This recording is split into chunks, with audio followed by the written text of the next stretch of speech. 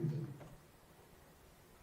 Before we get started, I would like to express an appreciation for our official of makes this seminar come true. Sorry. In today's seminar, we will learn strategies of sustainable water and heritage management in this event. I am studying the Subak system has been chosen as case study.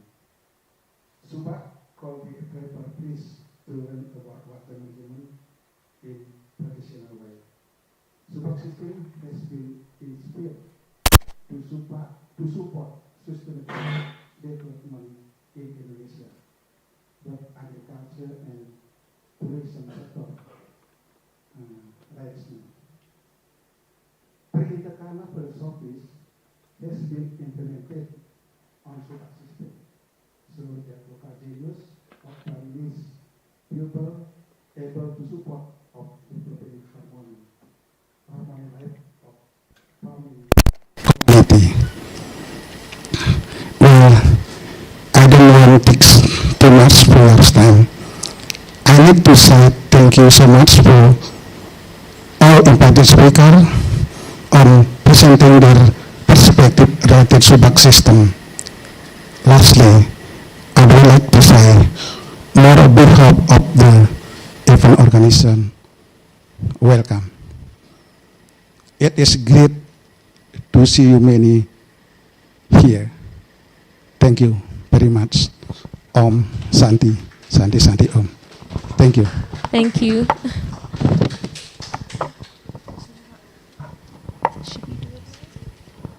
So we have a little Professor Swamba. Professor Swamba, yeah, we have a little gift for you. A gift, yeah, for you. So, yeah. Thank you to all of you for helping us and for collectively setting up this event. Yeah. So thank you so much, and all the hard work that went into the conference, and we really look forward to having you all, or us all, work together on the Subak and for sharing your great knowledge, because, and we hope we can be of some help to you too. So thank you very much. Thank you very much. I will give you a book about the Subak system. Oh, that Yeah. would be delighted. That next. Yeah. Day. I will touch you back. Yeah. Thank you. Thank you. So Julia just reminded me that we didn't introduce ourselves. So, yeah, my name is Carlien Donko. I work at the UNESCO chair of LDE Consortium, and I'm Julia. Currently studying in urbanism at UDelft. We are organizing. We are the organizer of this thing. Organizer. One of the organizer. Okay. So next we have Dr. Widadi. He couldn't join us, but he has a video for us, so we can play it. Thank you.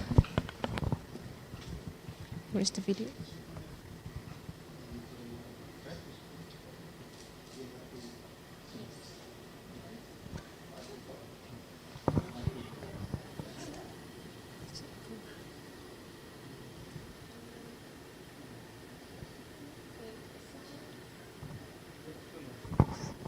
It's not showing there.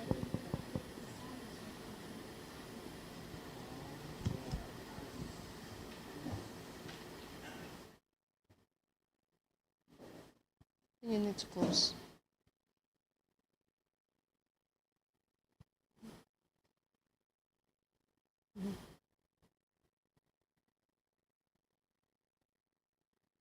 Selection.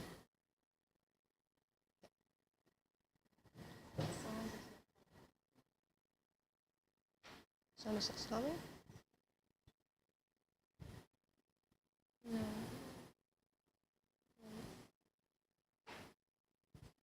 I think you need to drag it. And then make it face smooth.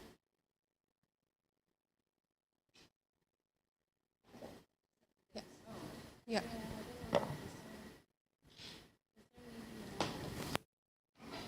Just maybe put the computer on.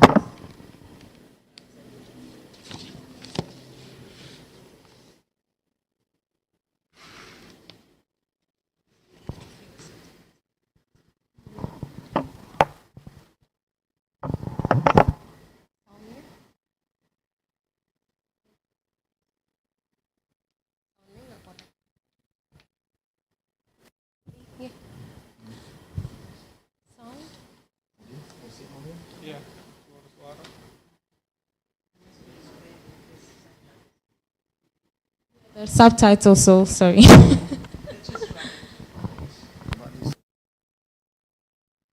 Mm.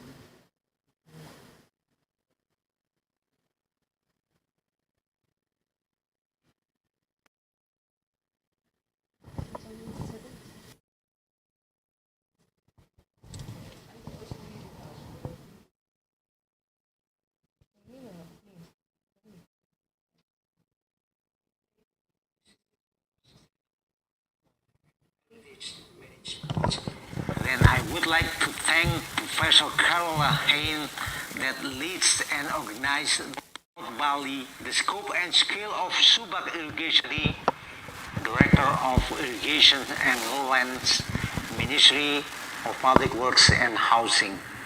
To start my speech, please allow me to greet you all. Welcome to the 10th World Water Forum with its big theme, Water for Shared Prosperity. As we gather here in Bali, it is my great honor and privilege that I welcome you to this side event under the theme of promoting the values of the Subak system for sustainable water and heritage management. Then I would like to thank Professor Carola Hain that leads and organizes this side event, and for inviting me with the honor to deliver this opening speech. I also want to thank all officials of Udayana University for providing the venue of this side event.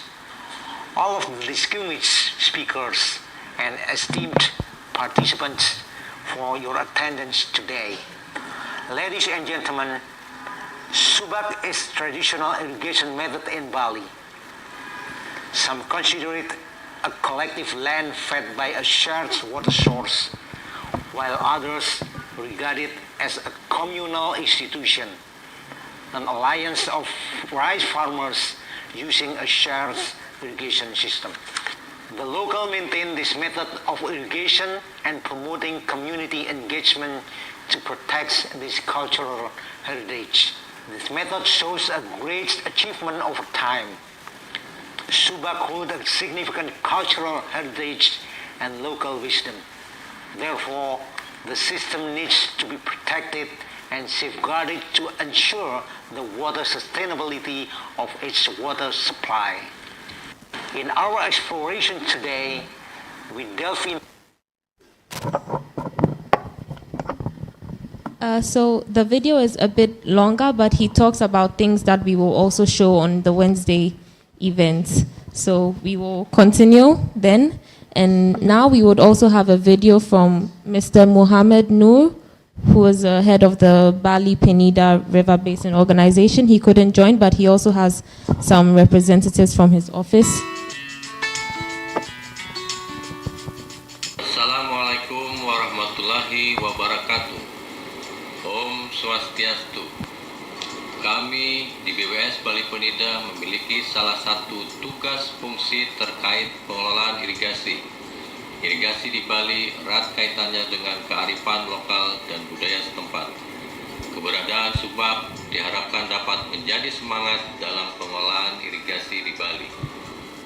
Untuk menjawab tantangan dalam mengintegrasikan nilai-nilai Subak, kami lakukan dengan upaya pembangunan infrastruktur yang berkaitan dengan pengelolaan irigasi, dimulai dari pembangunan bendungan, bendung, sampai dengan rehabilitasi dan peningkatan saluran irigasi Subak.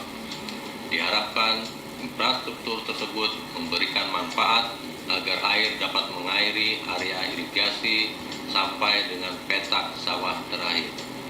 Selain itu, kami melalui Direktorat Jenderal Sumber Daya Air berupaya memberikan kegiatan bagi para petani melalui program padat karya tunai atau program percepatan peningkatan tata guna air irigasi atau yang disingkat dengan P3TGAI, di mana program tersebut pendekatannya berbasis masyarakat yang sumber pendanaannya berasal dari pemerintah, dalam hal ini APBN. pada kegiatan P33AI, pembangunan saluran irigasi tersebut dilakukan oleh para petani untuk manfaat pengairan sawahnya dan juga sebagai manfaat untuk pendapatan para petani. Selanjutnya yang dapat saya sampaikan, mengelola irigasi tidak bisa dilakukan sendiri, namun perlu sinergi antar pihak-pihak yang terlibat, sehingga keberadaan sawah, eksistensi Subak dapat berlanjut dan berkembang. Sekian dari saya. Semoga dengan diskusi ini dapat memberikan hasil tentang pemikiran pengelolaan irigasi yang lebih baik. Mohon maaf apabila ada ucapan dan kata yang kurang berkenan. Ucapan terima kasih. Wabillahi taufik wal hidayah. Wassalamualaikum warahmatullahi wabarakatuh. Om Santi Santi Santi Om. Thank you. And last but not the least, we have Mr. Abi Kuzno from the Cultural Preservation Office. If you'd also like to give us some welcome remarks.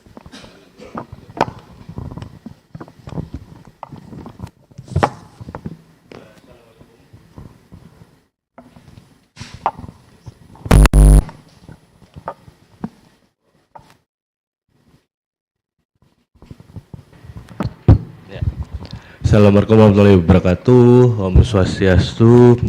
Good morning to you all. First of all, Honorable Prof. Swamba, Miss Caroline Dongkor, and Miss Caroline Koralhain. First, let me say on behalf of Pak Hilmar Farid, our Director General of Culture, he sends his gratitude and apology because he cannot join us today in this beautiful morning to discuss about Subak, one of our World Heritage in Bali. And let me introduce myself. My name is Abi Kusno. I'm the head of Preservation Cultural Office, Region 15. Our office in Bali. Our office handles the cultural preservation in Bali and West Nusa Tenggara. And today we are gonna talk about Subak. And Pak Hilmar said that this is the best effort to preserve the Subak system, as we already a lot of discussion with Prof. Swamba and other stakeholder in Bali about how to preserve the Subak system. And this is this morning, this event, this is the one of our effort to discuss, and hopefully we can have some conclusion about how to manage Subak into more sustainable preservation, and also how to gather all the ideas and best practices from all the sites in around the world, and especially about Mar. He said, thank you very much, and hopefully we have a very, very good discussion this morning today. And I think that's all from me. Wassalamualaikum warahmatullahi wabarakatuh. Om Santi Santi Santi Om. Thank you. Can you also wait? We have also a gift.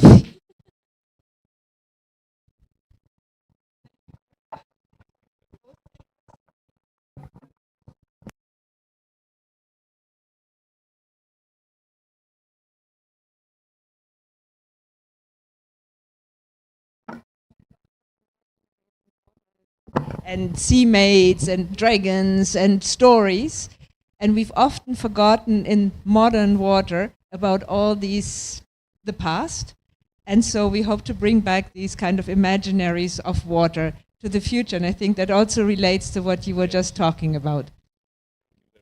Thank you very much, and thanks for having us here.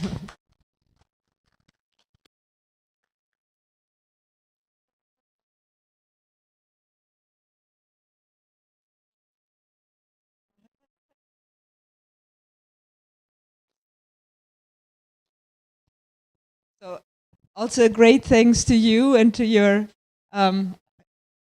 chef, boss. I don't know so we would like to really thank you for all the help that you've given the audience here. So thanks a lot. Thank you. Thanks. And so Effie, who is or herself been organizing and helping and being on hundreds of Zoom calls, it felt to get this all done. So exactly, without the square around your head. So it's a real pleasure, and it's been a pleasure to see all of you finally here in person after all these great efforts. Thanks so much. Okay, thank you. So we'll move on to the next section. That is a presentation from our group at Delft. Okay, let me see. So, first of all, again, thanks to all of you who made it possible, Carlien and Julia from Delft. It was really a pleasure to see Julia during a talk that I gave in her class, and after that we hit it off, and all of a sudden she knows she's back in Bali, right? So, but that's the kind of collaboration and I really like and I think we need. And I would like to just start with a quick notion of my relation to Bali. I traveled through Bali as a student many, many years back. I don't tell you the time. But I've been fascinated at the time by the Subak systems, by the rice terraces. And I was reading an anthropological study at the time saying that cultures which have little conflict are often also water cultures, because if you have to distribute water and share it, you can't really afford to have much conflict. So my relation to water, space, Subaks goes back many, many years. And after that, we've set up the UNESCO chair and a couple of practices. So I would just like bit what we are thinking and how, and I'm trying to take stay as still as possible so that the sound stays on. When I'm teaching currently in an architecture department, and architects, well, why would they care about water? It's really about keeping the water away. No water in the basement, no water on the roof, no water coming into the house. So the conviction that I have is that we need to bring people from all kinds of disciplines back to water. Because over the last century, water has become a water management discipline that is purely technological driven, economically driven. And that means that often all the dreams and imaginaries and cultures and rituals and practices have gone, and many disciplines may have forgotten about water. So what can architects do to bring water back? That might mean different types of roofs, different types of distribution, even taking care of the grey water and these different practices of water that we are using. Now, with that in mind, we've also said, how about the long-term past, and what can we do with this? So the idea of the UNESCO chair was to say, let's connect to past practices when we often had a more ecosystemic living with water, which we have had practices that were integrated. We had, like the Subak, water practices that would go from the top of the hill with the forest down over the rice terraces to a community which had its own institutions, laws, governing systems and cultures, making sure that this whole thing worked. But once we start seeing the trees only as trees to be cut, then the whole system starts to get amputated. And similarly, if the communities no longer work with and think about the Subak, opening the water shutters and things like that, the system is no longer working. So we need to think, we can't just reproduce the old practices because lives have changed, technology has changed. So how can we come up with new practices that allow us to live with the old practices and get the best of them? So with that idea in mind, we started, we've worked on behalf of my UNESCO chair, Water, Ports and Historic Cities, with this idea, how can we establish layered systems of ideas and values? How can we bring together traditional practices, contemporary needs, and future design? And this, I think, is very much in line with what's happening in other institutions now too. So for example, the Water Action Agenda of the United Nations now talks about different values, values beyond economic values. But how do we actually do it? And we were last year in New York at the Water Forum, and when you look at the commitments made there, a lot of institutions will say, oh, we use the past, history, heritage, all of these practices are there, but then how could we do it? And I do think that's also the task that we would like to embrace with today. How can we both learn from the past, learn from the mistakes of the past, and protect and preserve what we have done well and use it for more sustainable development of the future? So these are for me the 3 points that I'm trying to make in how to connect past, present, and future. This is one, thinking about the ecosystems of the past, exploring them and thinking about what is good in them and what is not. There may be practices we don't want to repeat anymore or we couldn't repeat, but we also have to realize that there are a lot of past dependencies established that may hinder us to go towards the future, because we see all around the world, if huge dams are being built, they're drying up, energy is no longer provided because there's no water. So we have to go back to more circular practices. And that also means protection. So what I'm expecting or hearing about the Subak systems, and many of you will know that much better, is we have on the one hand a World Heritage Site that is protected, but the Subaks we are going to visit, we have here someone who has written a PhD on the topic, so has much more experience than me, so Julia, definitely come in. But the question is, what do we do with these historic complex ecosystems once they are conflicting with urbanization? Because the land use, the needs of the people coming in are no longer aligned with traditional water management systems. So what I've been trying to say, if you go back one slide, is that we want to come back, and it's probably a bit small for you to read, but if we want to think about water and overcoming this modern water that is industrial water, to bring it back, we need to connect the water that we drink, the water that we bathe in, the shipping that we do, and all water-related practices, and think of them together.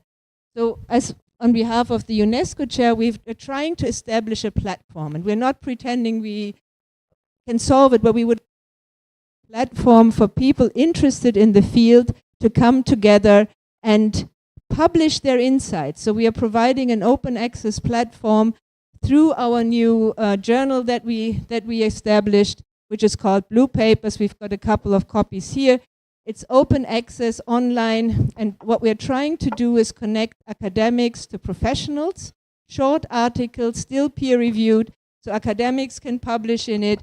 We are applying for Scopus now, so for the academics that are concerned, this should be counting soon. And for professionals, it always has a first page with a short abstract, short enough so that even professionals would be interested, linked to the SDGs and water icons. And we are now putting policy recommendations into it. So the goal is to collect global examples of how to link past, present, and future for sustainable water management. And the other things we've been doing is the link there. It's all open access. If you have something, please do send it on. The goal is really to help conversation. And what Julia is holding up, this is a game we made around water values to try and get people to understand the relationship between the layers of the soil, the layers of culture, and the layers of intangibles. So we were just discussing for the first time, you mentioned your beautiful batik shawl and intangible practices, but many of these intangible practices are then linked back to water flows, to knowledge, to understanding, and I do think that we bring these connections back for the future. So they will just, I was just giving you the first bit. So they will look into it much more in depth, but the idea is to bring the sectors of water, heritage, architecture into conversation.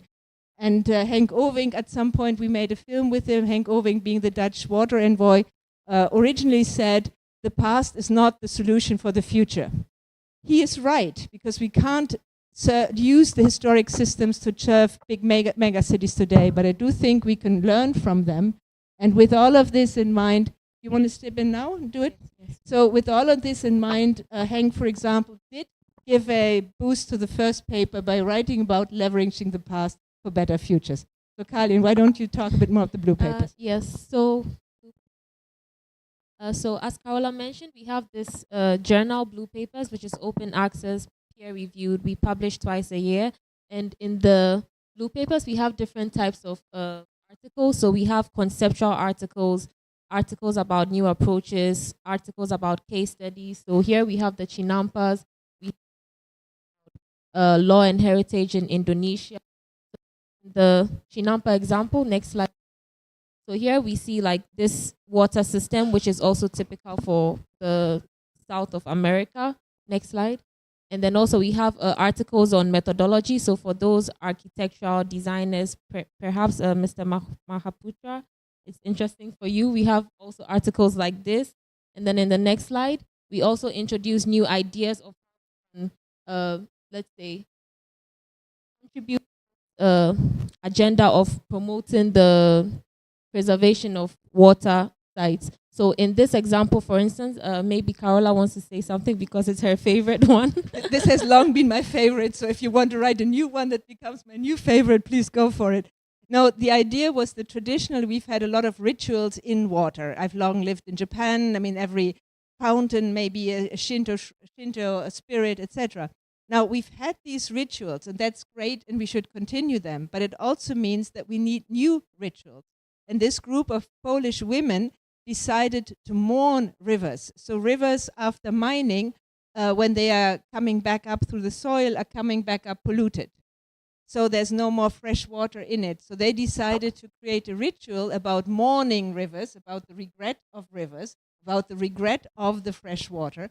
And I think that's another way, even if it's not necessarily a positive way, but a way of putting new emphasis on our relation and our living with water. We have been working hard to provide open access platforms to share knowledge and create discussions around the themes of water. So, for example, this is an example of the online open courses we have.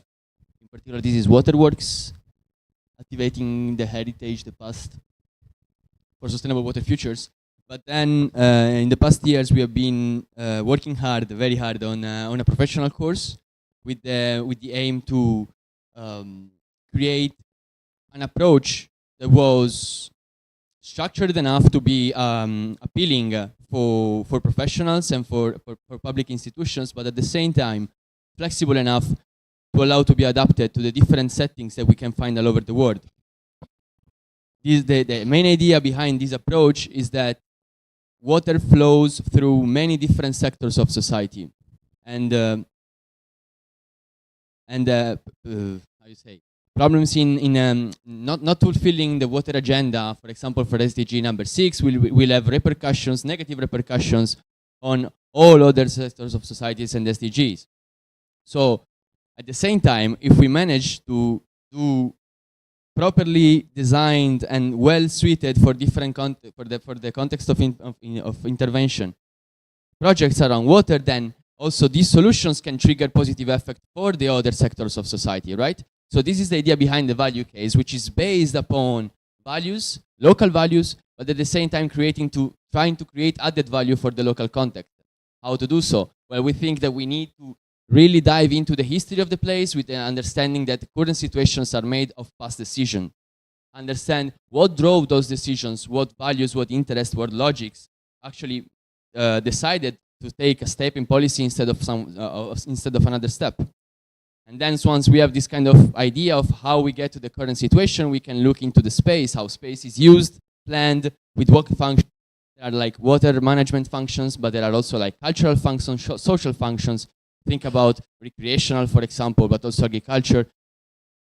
Then when we have this idea of how the space is used and by whom, we can get into the different stakeholders and the actors that are connected with the space, but also connected among each other, with the idea that sometimes we need to restore connections that got lost in the during the years to actually create these kind of synergies that can bring added value to the context. So this is what we call the background research, right? After we got into that, we can start the design of our project, which is based on values with local values, with the idea to create added value for the context.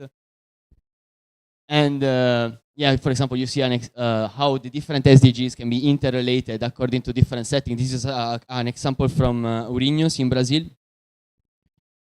The whole idea of this value case, which is the aftermath of the project that we are proposing, is to accompany more technical or economic-oriented business cases, because we do believe that the things need to go hand in hand. But at the same time, sometimes there is a little bit of overlooking over values and appreciation for short economic returns rather than long-term projects.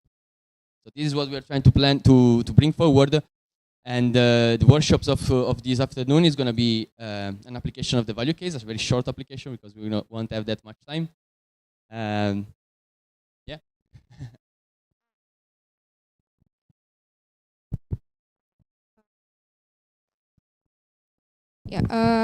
Yeah. So please come to this afternoon so we can mapping the value cases from the Subak perspective. In here, I want to into the Indonesian context, as basically as you know that we are living in as the largest archipelago in the world, and we basically live in the water, live with the water. So next, yeah, as we know that water is part of our life every day, since very from the heritage that we use the water as a transport, and also we use the water as a market in the Banjarmasin, and also there's a historical cultural related also to the water. For instance, in Jakarta, north of Jakarta, it's called Nandan, and also there's a fishing system called Bagang. We use also there's a lot of different, and also related to the ritual, as Carola also mentioned before. We also have it in different places. For instance, like a ceremonial for weddings, and also in Bali we call it melukat. Yeah, and later on we want to integrate as we start into looking into the Subak system. And as far as you know, that maybe Subak is like a rice field, but it's not. It's a totally a huge and a complex system, and it's part of the water system and also culture part of the Bali. And yeah, as I dive into what is Subak, and I mentioned from the Matteo and also Carola mentioned about the water icons that I want to relate in this Subak system. This is several water icons that I can mention, but we can dive into more during our workshop in the afternoon. Yeah, I think that's. Carola wants to give some close. So this is just a very brief overview what we've been trying to do on behalf of the UNESCO chair. It's really an invitation to all of you to join if you're interested, but we really would like to learn from you about the Subak system and about traditional methods more. I just wanted to quickly take the opportunity to point out two more people in the audience so that you know. So we have Marek Bellen joining us from Jakarta and Leiden University, and Erik de Marker here also from Leiden University. We're grateful that for us being here was also supported by both Leiden and Delft universities to allow us to come to the Water Forum. So thanks again to Kali and Julia and everyone else for helping us organize. We've set up the program in a way that we now will have another roundtable that Evie is leading, so I will invite you to the front. Maybe before you go, give Mr. Sarjana, who has been very helpful. Exactly. I thought we were keeping you for the end, for the big final finale, but then let me do this. Yeah, because in the afternoon, not everyone will be here. Okay, so yeah. So thank you so much. We'll give you another copy of our blue paper, the latest version, and a pen from Light.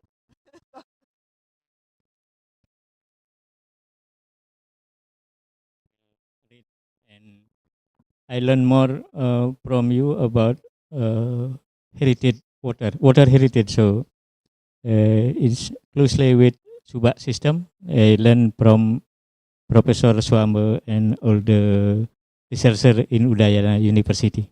So again, I want to say thank you for you. Thank you for having us. So thanks again for everybody.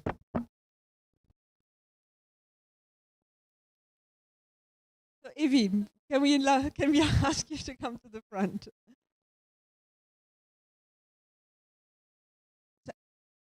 So,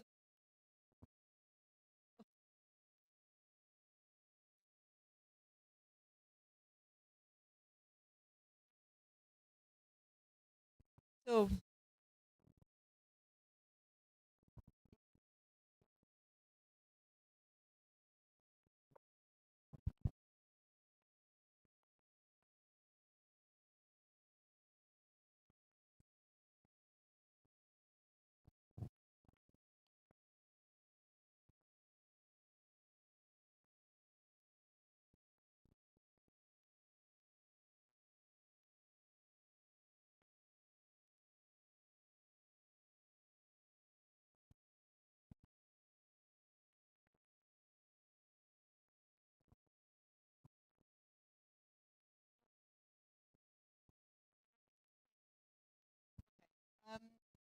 maybe Evie, you want to. A little announcement. Unfortunately, Mr. Heriberto Ulisse and Jesus Wilson from the Global Network of the Water Museum from the Australian National University couldn't join us today. But luckily, we have Mikta Kusuma, who speaks instead of Prof. Eddie Morse. In a moment, while Dr. Laretna Adisakti is here in the room.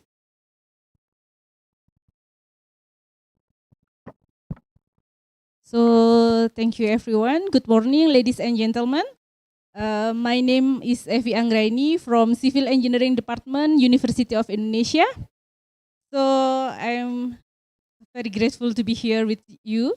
Thank you to Professor Carola, Carlin, Julia, and Matthew. So today, before we starting our session, for the water heritage concept and its relevance for the water management and heritage protection. So please welcome on stage Mita. Sorry. So please welcome Bumita that represent Professor Eddie Moore from IHE Delft Institute for Water Education. Please give a warm applause. She will sharing the knowledge and experience on activating the past for the water future and water management. And the second speaker, we have Dr. Laretna Adisakti. Please welcome to join in the stage. Please give a warm applause also to Dr. Laretna. Dr. Laretna Adisakti from Bali Kunasanti Foundation and Indonesian Heritage Trust. And she will sharing her expertise on Subak philosophy and its organization in living in harmony with the nature. So please Miss Mita and Bu Lareta to give the sharing presentation to us. And after two speakers, we will give the opportunity for you all to have a great discussion with our please, Bumita. Morning, ladies and gentlemen. We are sorry and really apologize that we are a little bit late due to the head of state convoy here at our hotel. I believe you have Professor Eddie Moore. Oh, yeah. Yes. And before you start, also we have tea. So since we started a bit late, we have to kind of integrate the break with present. So not all together, but you can stand up for coffee, tea once in a while. Thank you, Mita. You're welcome. Thank you. So as it was introduced earlier that in fact Professor Eddie Morse, who's the one who should sit down here, but due to he is now attending the welcoming ceremony at the World Water Forum, so I'm trying my best to present and convey his presentations to you all. This is in fact the first slide is the first slide is the title, and this is the main slide from Professor Eddie Morse. As you can see, we have two pictures here. The right side is more to the greenish pictures, and the left side is brownish and what it is about. The first picture is about the green infrastructure and the value in heritage of this green infrastructure in the Netherlands. In fact, the Netherlands is now trying to strengthening the meandering small rivers. They did that because of flooding and then too much water in the past. But nowadays, because the Netherlands is also facing the climate change, and then more drought also happening in the Netherlands, and also lowering groundwater tables. So the governments of Netherlands is now trying their best to reducing these meanderings.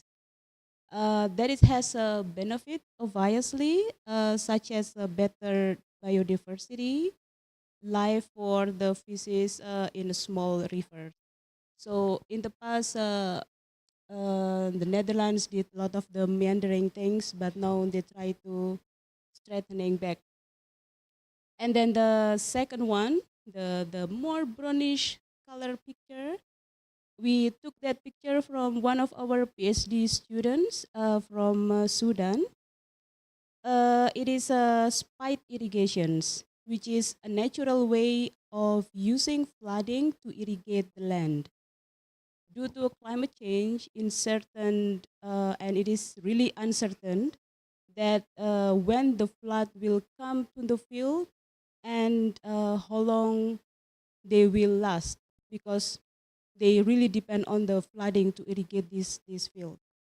And then it is important to know for the farmer when the flood will come, so that they know when they need to plant the seed.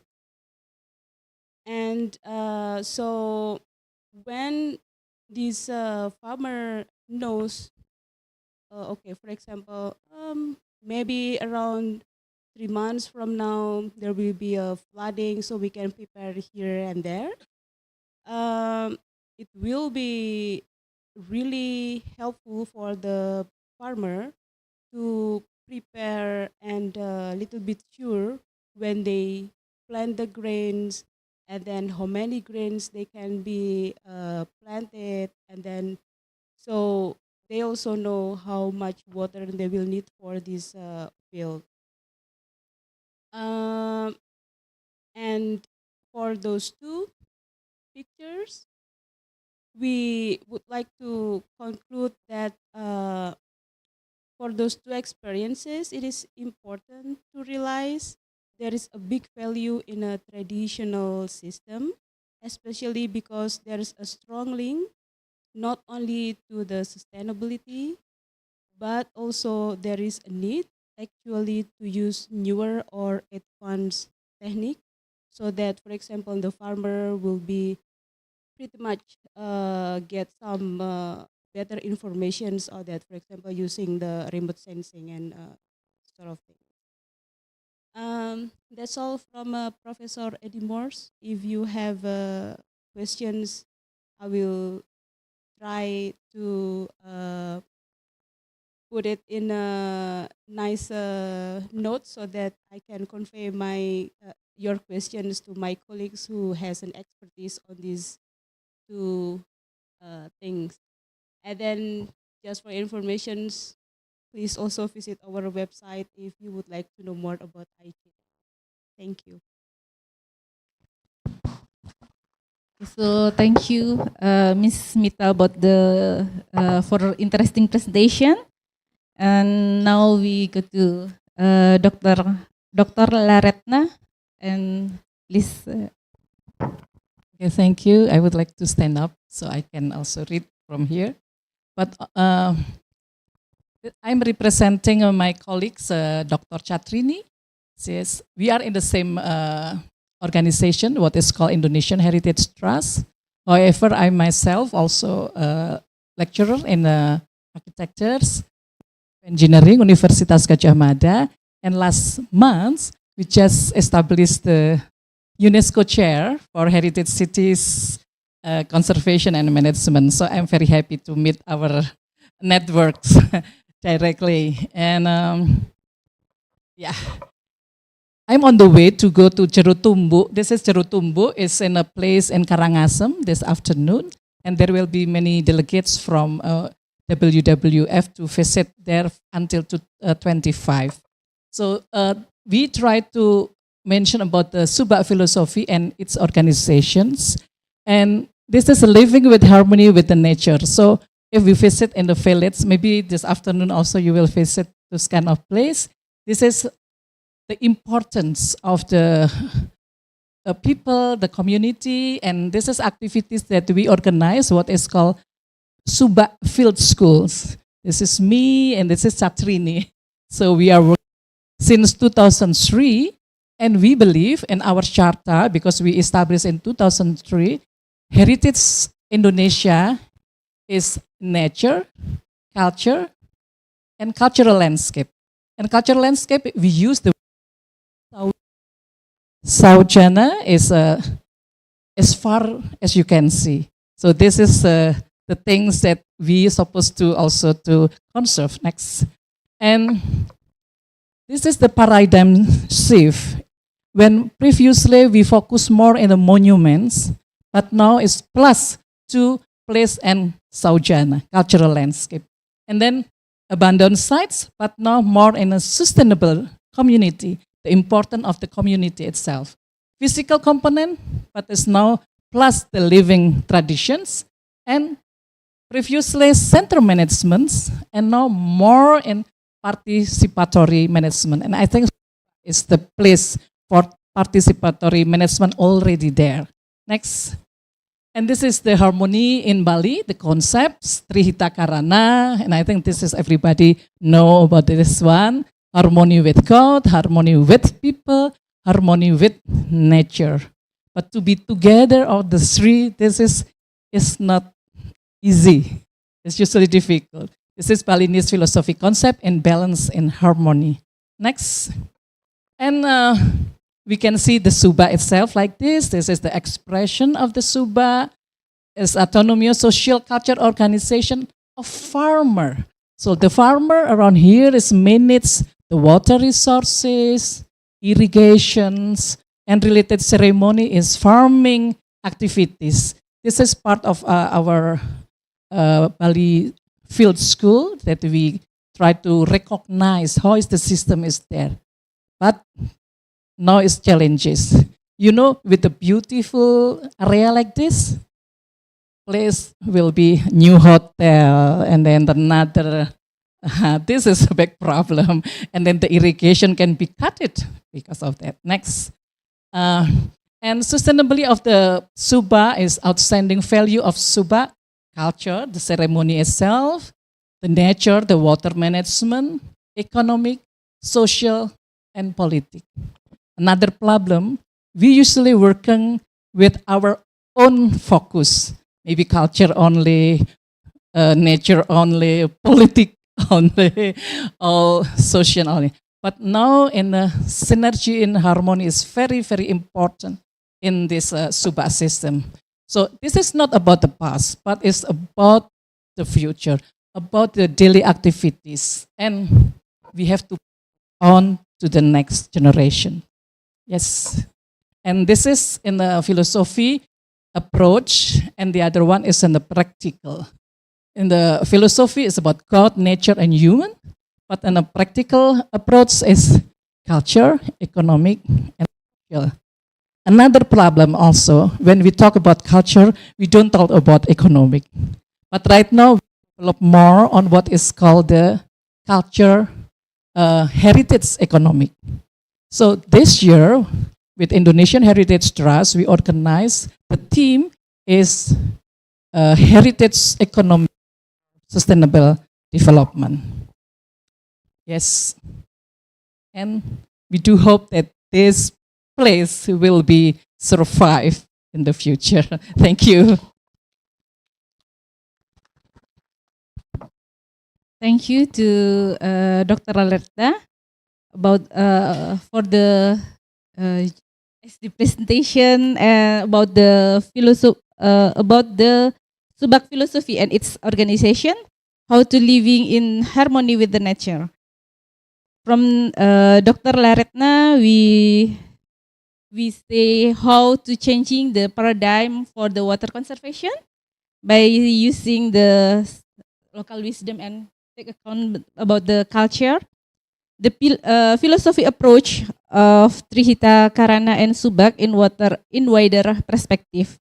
And from the Miss Mita for the interesting presentation on activating the past for the future, how to using the past to reducing the risk of development and climate change using the nature-based solution, I think. Yeah.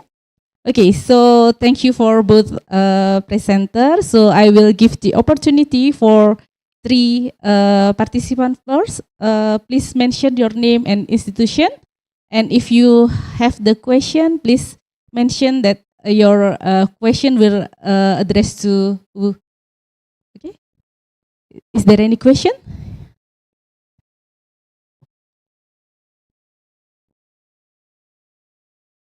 Mention your name, institution, and you would like to ask to.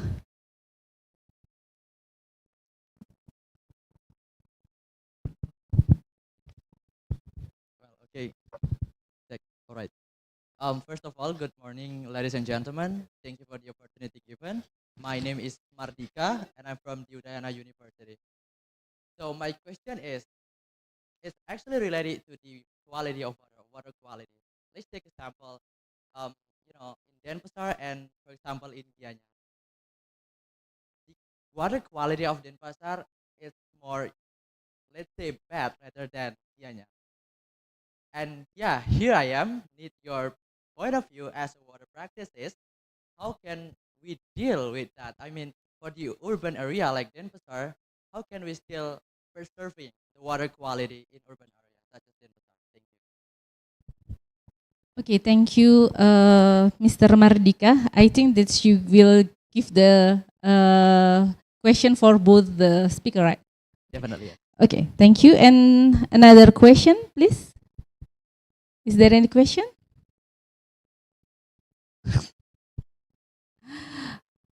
Okay, so maybe Miss Mita and Dr. Lareta can answer how to improve the water quality due to the urban development in Denpasar. Thank you so much for the questions, Mardika. That's very interesting one. Unfortunately, I will not able to answer it because I'm not the expert of the water quality. However, I will convey your questions to one of our expert lecturer in water quality. So maybe after this, I will in touch with you to get your email. Is it okay? Thank you so much. Thank you. I would like to answer. In Indonesia, there is an organization. It's called River Restoration Indonesia, Indonesian River Restorations. And mostly on those river in Indonesia, including the one in Denpasar, there is many group like Tukat Bindu, and we have a WhatsApp group. I was a part of this WhatsApp group, and my house in Yogyakarta, also next to the river, we have another group, is Forum Winongo River. And the most important thing is the understanding and awareness of the community and decision makers, especially the local one. Because if they don't understand the importance of the water and the need of this, I think will be nothing. So what we have to do is always to promote with the local and also local decision makers and also the community. And within this restoration organization, we do a lot of activities in this case. And one point in Yogyakarta is to make the river is not the backside. The river is part of our garden, beautiful garden in front of our house. So this is the way of promoting the importance of the water. But once again, it's very, very difficult because still a lot of people just to throw away a lot of stuff to the river, even one of the, what you call it, a lot of kitchen stuff unused and then just throw away in this. Yeah, and then plastic, of course, yes. Yeah. So the important is understanding of the whole community along the river. And we have a lot of activities on promoting of this. And once again, is the local decision maker of governments that usually they have to have a good decision on the way how to protect and how to develop the river. Thank you. Thank you. Maybe I can sharing a little bit. Can I? So I think from the hydrologist, if we want to increase the quality of water, we must see from the whole system. So the system of watershed.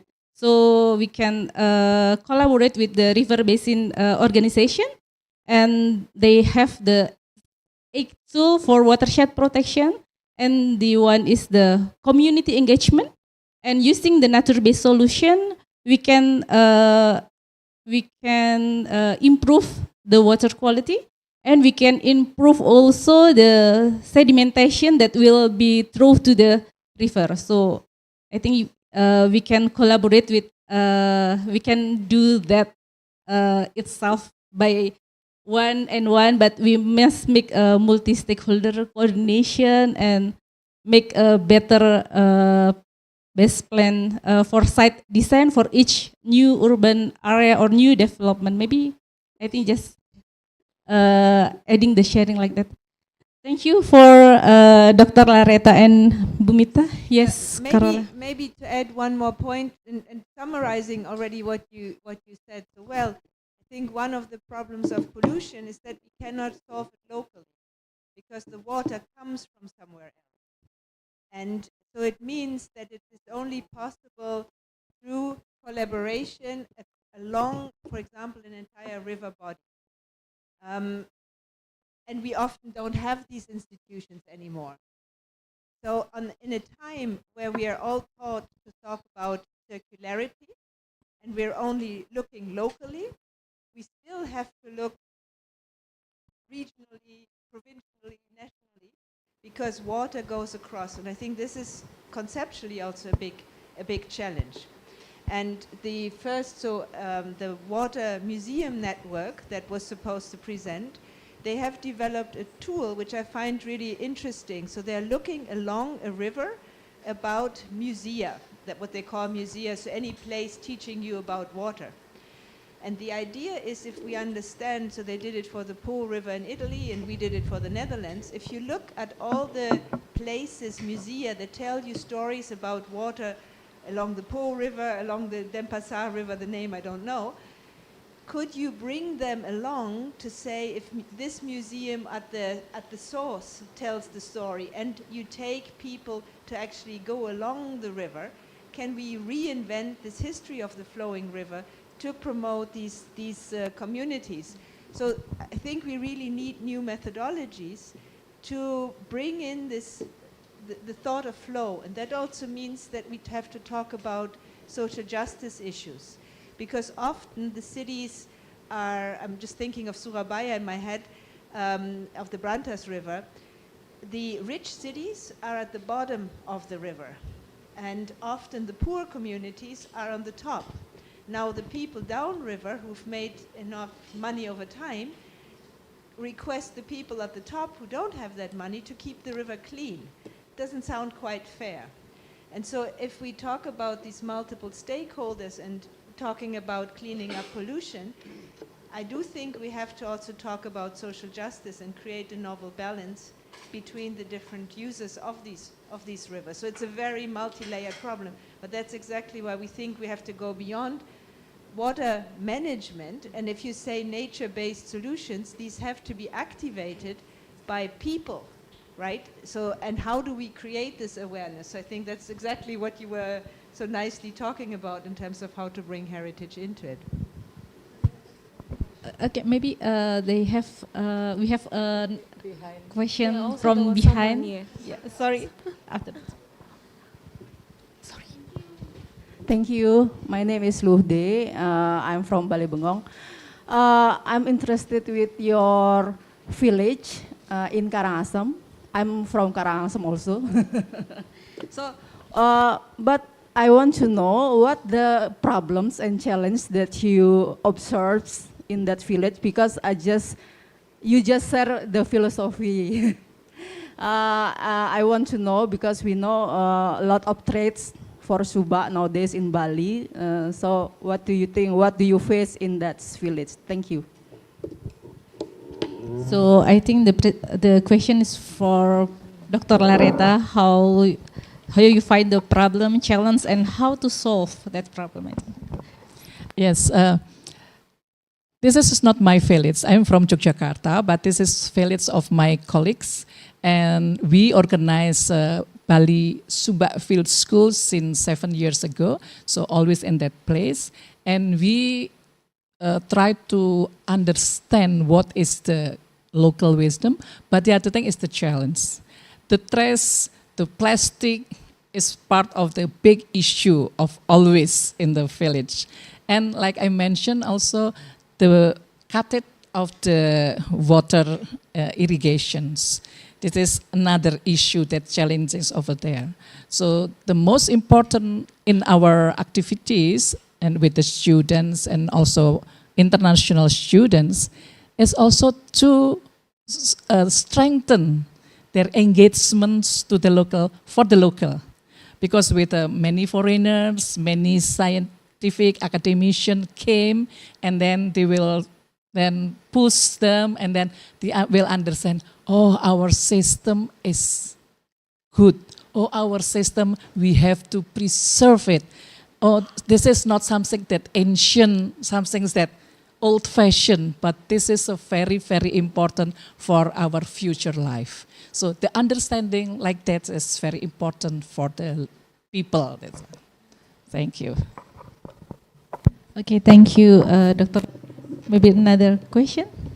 Yeah, I have a short question. My name is Tamara Gruish. I'm from IHE Delft. And maybe it's also for Carola, but how are these projects being funded?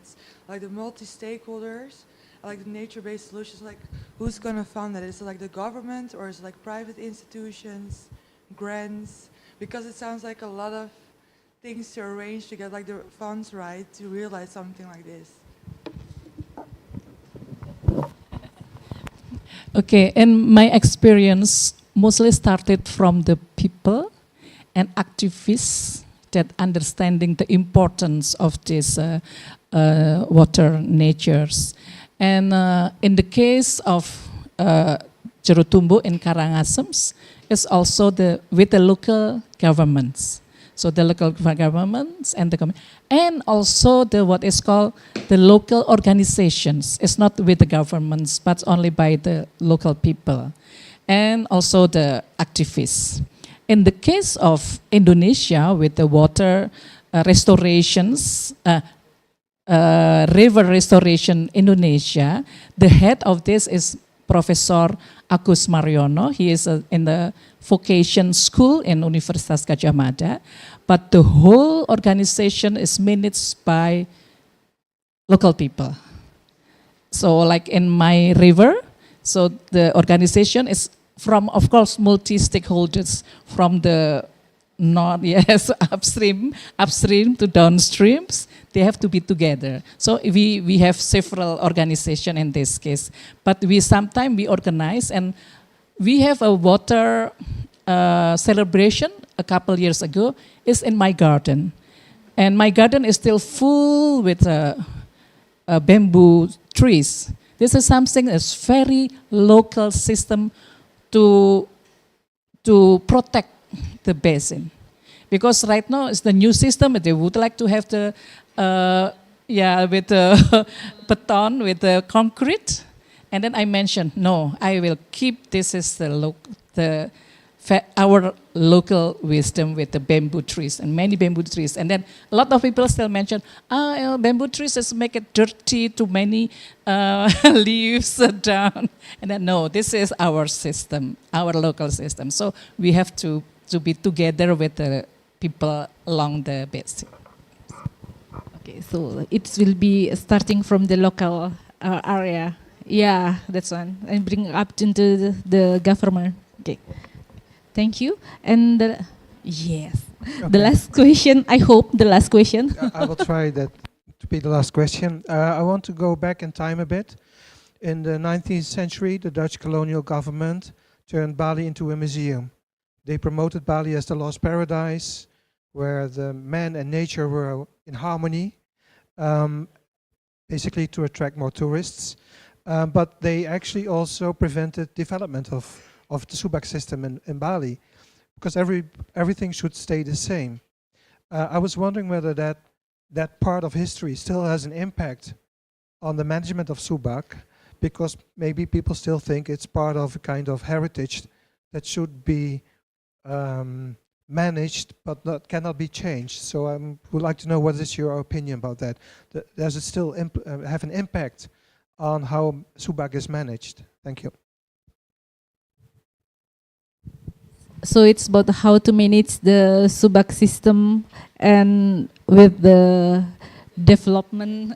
Well, impact. It's more about the philosophy, whether turning Bali into a museum has still a kind of impact in today in how people see the Subak as part of a museum, as part of something that cannot be changed, or is there already kind of shift towards you have to go with current situations happening in Bali? Thank you. Okay. So maybe it's. Thank you. What we have to now to promote more is the definition of the museum itself. Museum is not just about the past. Museum is not just about preserving something, no change. And conservation now, understanding that conservation is management of change. So what we have to think about the Bali is more in an eco-museum. It's not just about preserve and then we cannot not change everything. This is something that in our still focusing on the preserving, although there is also mentioning about development and utilize of these things. But how to change, how to utilize, this is important. We have to have the guidelines based on each places. So in our Indonesian Heritage Trust, that is what we try to promote. That conservation is not about the past. Conservation is about the future.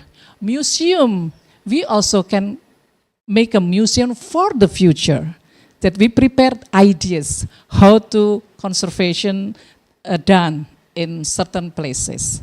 So I think we have to change the paradigm of, as I mentioned previously, we are just not talking about the monument. We talk about the living important living cases like a traditional cases or even modern things is already maybe in 1950, for instance. So we have to also to develop for the future. And now it's important also for conservationists is to prepare the future heritage. So it's about changing. Thank you. Thank you. Maybe after this session, Mr. Sarjana will explain more about the water museum and how the water will be sustained for the next generation. I think it's all. Maybe one more remark, and also trying to answer, not completely, I can't really answer your question, but I think we are in a university, and many of our members here are in universities, and I think the biggest capital we have is young minds, because they can do things that the people who are teaching probably can't do. So my goal is always to throw a ball over to my students and say, so what are you going to do with it, and play with it? And if we can create this kind of new desire, knowledge that you were also talking about, so you don't even doubt, sure, I have bamboo, why would I pour concrete into it? I think then you can have the future professionals who will be in the ministries, who will be doing these things and who can allocate money. But sometimes trying to make the change with the current decision makers, you're not getting anywhere because we're not even talking the same language. So I think this part of finances goes way beyond what we can do. And I completely agree, and it's interesting to say, how can we get beyond the museum as the preservation of the past and turn it into something for the future? So the example that Mita showed, that Eddie Moore was talking about, the Dutch there's one really nice example, and I would use a different one. So Room for the River is a way to open up a river and make it meander again, in a nutshell. But they also have a project, which is the Dutch Defense Line, which is a historic monument. So it's a mound of land that they try to flood to keep the Germans out and others, invaders. How do you preserve a monument just because it's there? You can't. Nobody has the money. But the moment that water management connected it with management issues of groundwater, separating sweet and salt water, well, then all of a sudden you're talking and you can preserve heritage. So if we can come up, and this is exactly what we are trying to get towards, what are additional values that we can place on it in a changed world to make, notably, in this case, the Subak, relevant for the future? So to say, which card you can play to add something new to it, to make it the heart of the water system again. And this is what we would like to be hearing all of your minds about and exploring. So thanks a lot for this great introduction. Yes, thank you Okay, very much. so thank you for our speaker, and I will give the time to Carlin again. Yes, so on the program, you're supposed to have a coffee break, but like I said, feel free to go for coffee whenever you want, because also we are back on time.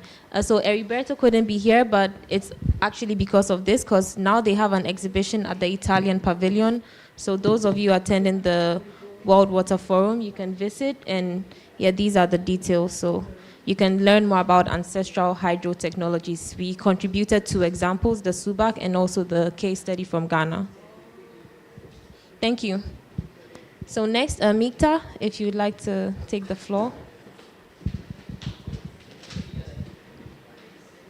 Yeah, maybe 5 minutes for those who haven't gotten a tea already.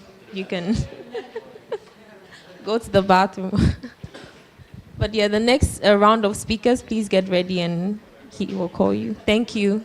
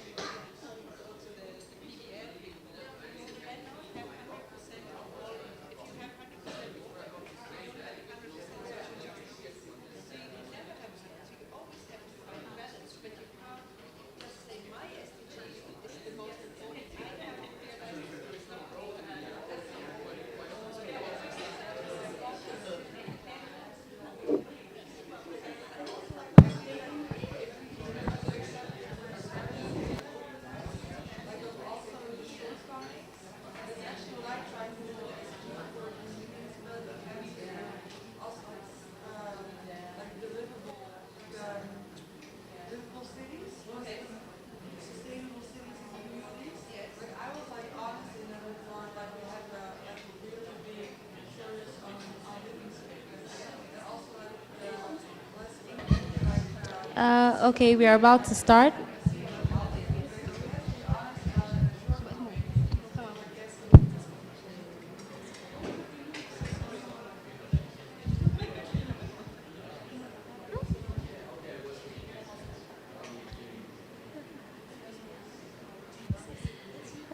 Yes, if we can all settle down.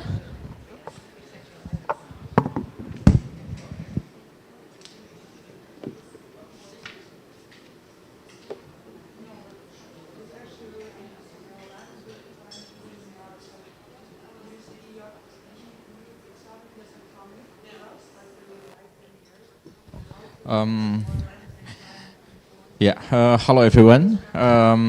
So let's continue the session. So this session will be chairing by me.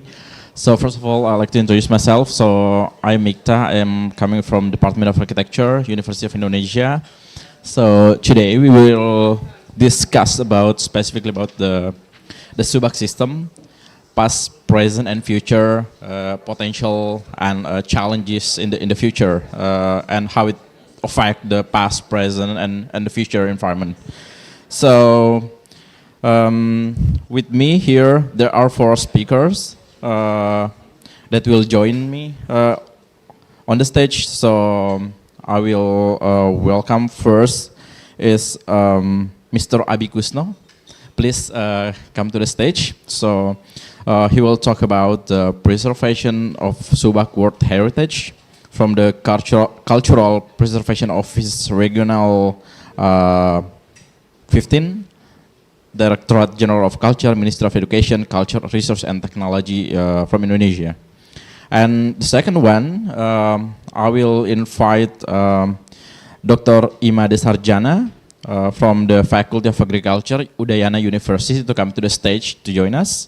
So he will specifically discuss about the Subak system, local perspectives on challenges and opportunities. So please welcome. And the third one is Dr. Inyoman Gede Mahaputra. Are you here? Yeah, so please welcome. So he will talk about the pattern of tourism infrastructure, development and the shrinking of Subak. So from Warmadewa University and Warmadewa Research Center. Last but not least, I warmly welcome Dr. Insinyur Widiatsu from IARCI, Udayana University, and she will discuss about the Subak and urbanizations, trading traditions. So, yeah. Oh, Widyastuti.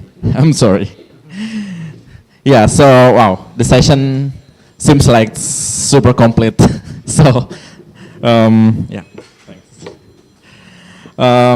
Okay, so without further ado, so I will go for the first speaker, Mr. Abi Kusno, to share his perspective about the preservation of Subak World Heritage.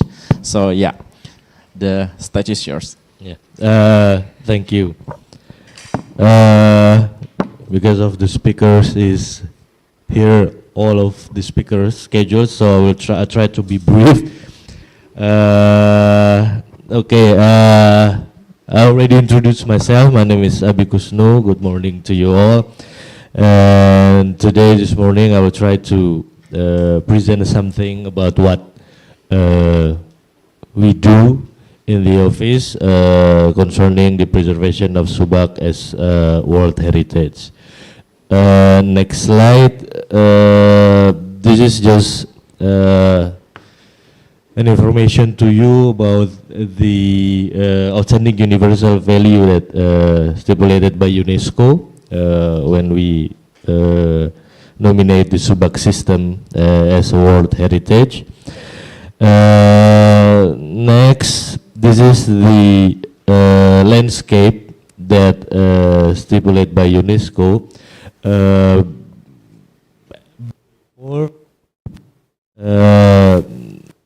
If we want to talk about Subak, it's all in the island of Bali. So what we nominate to UNESCO is the representative of Subak in represented by the lake as the water source, the temple as a representative of the object, and the Subak itself, and the water temple in Taman Ayun. So basically, we have 5 component site: Batur Lake, water temple of Ulun Danu Batur, Subak Pakarisan, Subak Caturangga, and water temple of Taman Ayun. Basically, around almost 21,000 acre, the Subak that's stipulated by UNESCO. Like I said before, it consists of the Padi Terrace itself, the lake, the temple, the rituals, the tradition, and also the like in the middle is Gunung Kawi, the craft walls in Gianyar. So next, this is what we do in the office, because our office main task is about the preservation of tangible and intangible culture. Subak is just one of the object that we try to preserve. So since 2022, we try to map the 21,000 acres of Subak that consists of Parahyangan, Pawongan, and Palemahan. So it's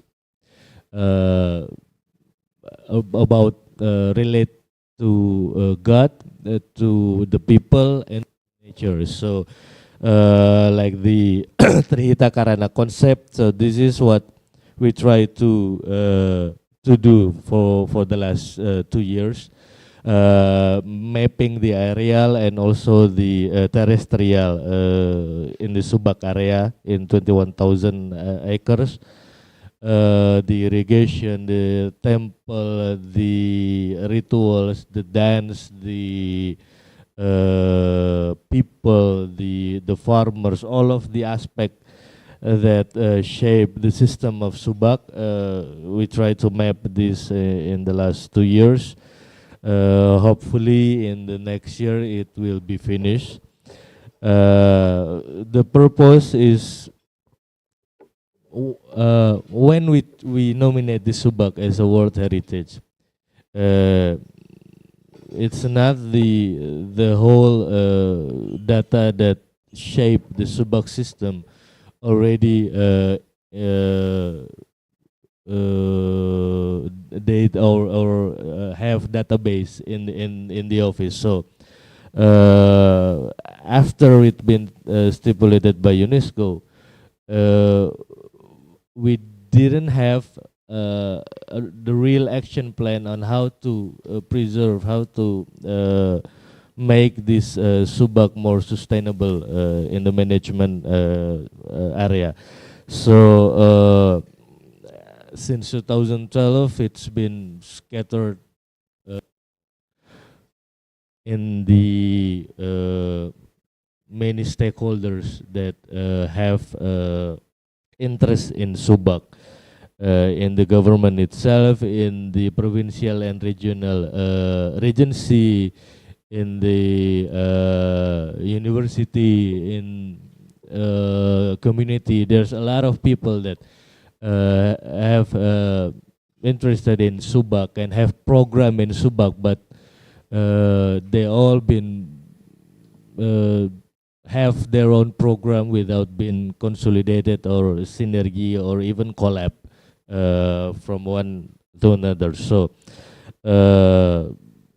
that's why we have this mapping program since last 2 years, and hopefully next year that will be finished. So we can have more synergy program and more collaborate program among each other. And capacity building also, we try to do in the last 2 years with involve of Prof. Swamba also and Prof. and Pasarjana also. A lot of people from university and from community, not on how to preserve the Subak on or how to uh, manage the Subak system, but to gather data from them. What is their problem? What is their challenges on the Subak management? Because next slide. Because what we already tried to discuss. We already have a lot of forum since 2012. But it seems that all of the program, they, like for example in agriculture office in Bali province, in the cultural office in Bali province, or in the regional regency, in the public works also they have program for Subak. In the village office in the province also they have fund that share to several villagers in the Subak area, but they all been working individual. So what we try to discuss with multi stakeholders since last year is how they know each other, and they know what several stakeholders did or have program concerning Subak. For example, I just know that Larena Sakti, she have a field school about Subak. This is the one of the example that we with a lot of stakeholders concerning about Subak, with a lot of stakeholders have program in Subak. We with this kind of forum, with this kind of discussion, seminars or other programs, we can know each other, and we can know what they did or what they propose in Subak. So we can have a lot of discussion. We can have a lot of because our goals basically the same. We try to manage Subak. We try to preserve Subak, but the main problem that we didn't realize is what did the Subak or the farmers need. And we just try to make the program on our own perspective, on our own agenda. So last year we tried to gather all of the farmers, all of the Pakase from several Subak in the area of World Heritage.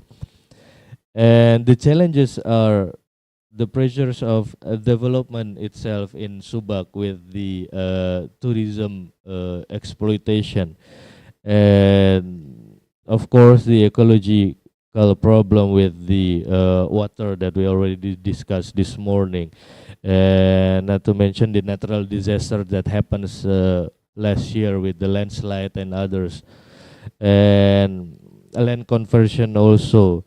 And the main problem, what we try to what we realize when we discuss since last year, is the problem of regeneration and the welfare of the farmer itself. How can we ask the farmer to preserve the rice field if they still thinking on how to give their kids education?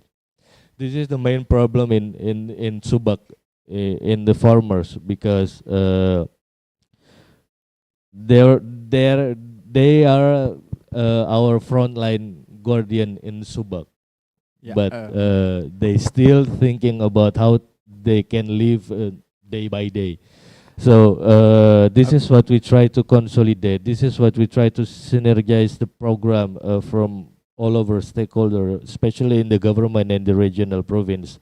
I'm sorry. How to collapse. I'm sorry, Mr. Because the time was Yeah. very This is tight. the last Okay. presentation.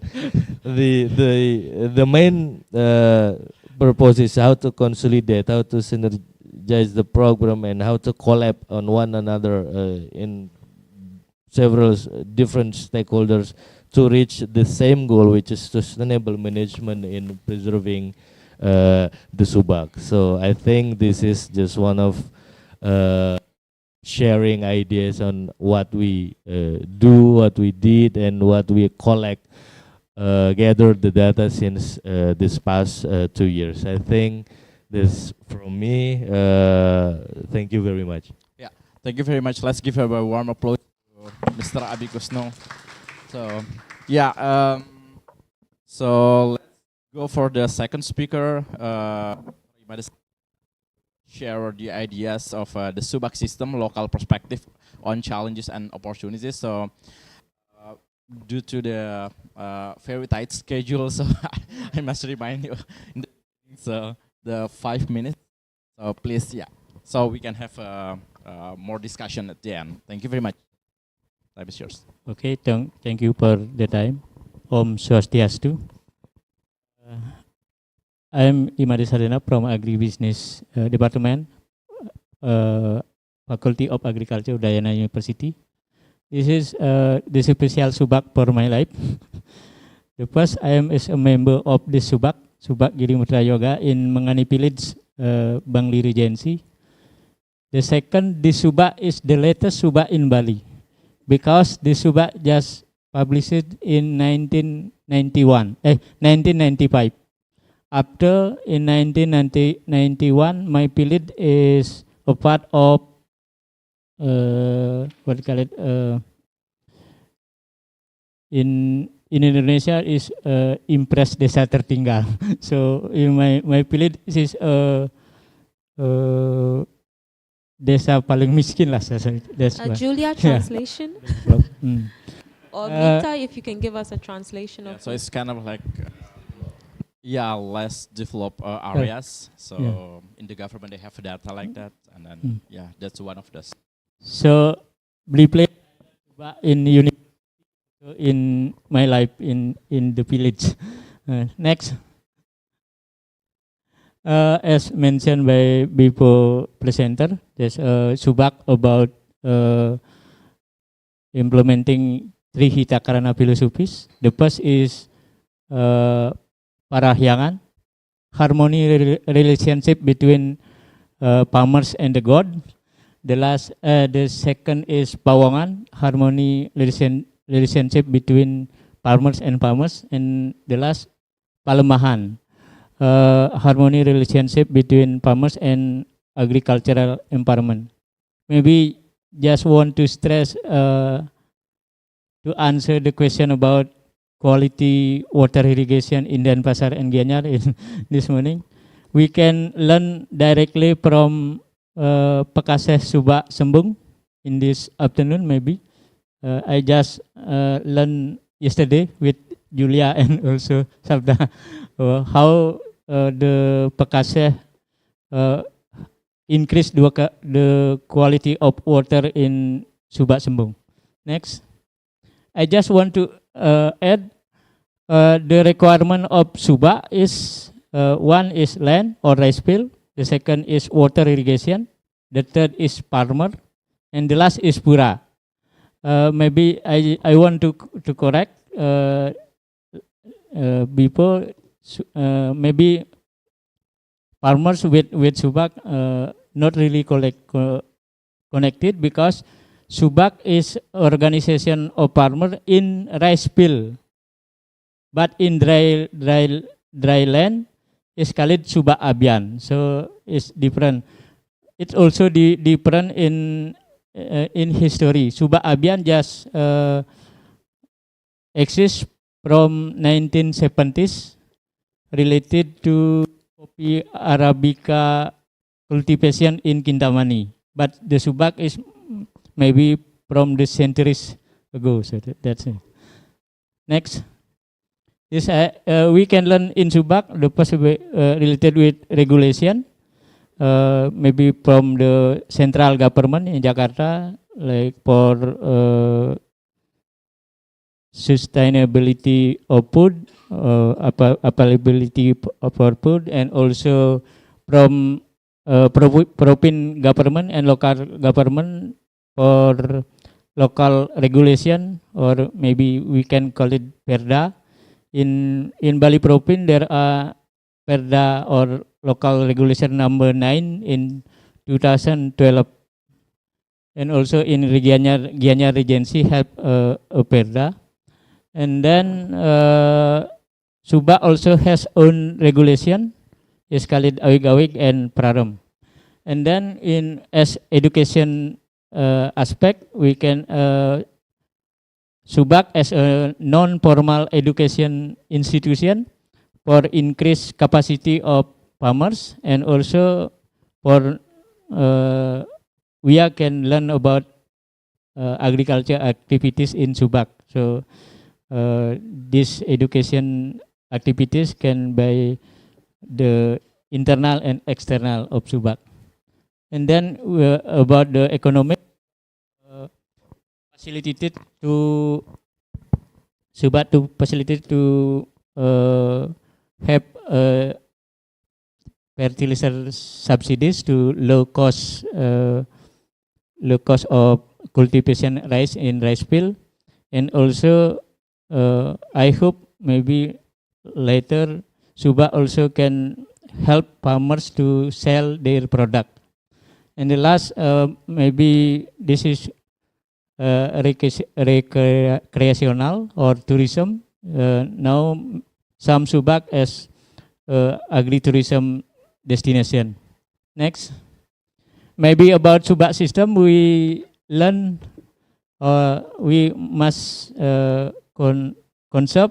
The first is protected areas, forests and lake areas, and the second is watershed, and the last is rice field areas in the Subak. Next, I just want to make a simple example about Subak Jatiluwih. I learned at Subak from 2006 in Subak Jatiluwih, and also I did my master thesis and doctoral thesis in Jatiluwih, in Subak Jatiluwih. In up area of Subak, protected forest in Batu-Karu Mountain, and also Subak Jatiluwih related with Tamblingan Lake in Buleleng Regency. And then watershed, maybe it must be concerned now. Maybe last month there is a slide disaster. I'm sorry, tanah longsor in Indonesia. So yeah, there's in Jatiluwih, because maybe the watershed need to be focused to conserve. And then I can add the Subak Jatiluwih or Subak in Bali is in hydrology border, because in 300.3 hectare of Subak in Jatiluwih divided into 7 tempek or munduk. One of them Subak Tempek Umedui.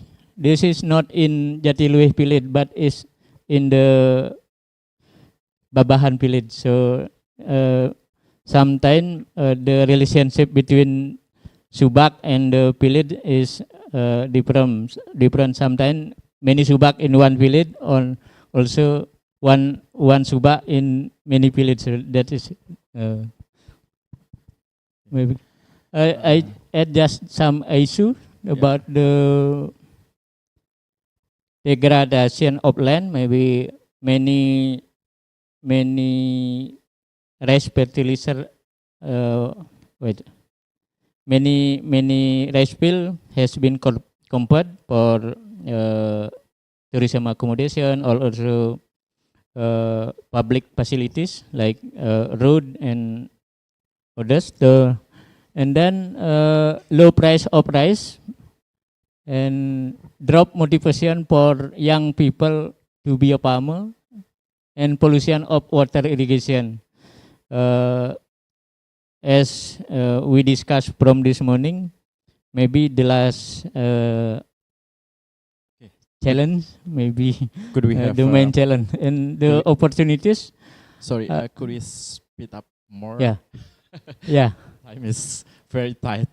Yeah, So, and the opportunities about Subak as a World Heritage Culture of site of UNESCO, and Subak as community enterprise with Koperasi Tani and others, and also Subak as tourism destination in this context as a area, and also as a stakeholder in tourism.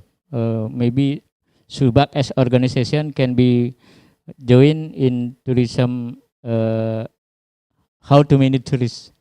And I think this just conceptual. I think that is about, I don't know why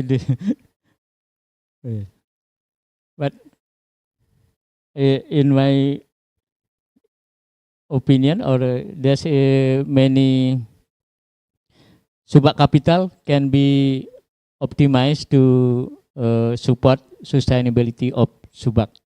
I think that's it. I back to the chairman. Thank you very much. Yeah, please warm applause to Mr. Sarjan. Okay, again, so let's go to the third speaker, Mr. Dr. Nyoman Igede Mahaputra from Warmadewa University. He will discuss about the pattern of tourism infrastructure development and the shrinking of Subak. Okay. So, yeah, thank you. 5 minutes. 5 minutes, okay. Very tight. Yeah, I'm really sorry. Thank you. I'm trying to be more critical about the development that is running now in Bali rather than or romantic. When I graduated from Udayana University, Ibu Widya Suti was my lecturer. I think architect can solve any problems. We are trained to be problem solver. And then when I graduated from Erasmus University in 2009, I think we are only small part of the problem solver. Now I think we are part of the problem, not solve the problems. That's what I think, and that's what the main ideas of my presentations. Next, please, Barda. This is the situation of South Bali in 1906, 2 decades before tourism starts, and just 3 decades before the colonial government, as you said, established Bali sharing, try to Balinize the Balinese people, to try to keep the Balinese as Balinese.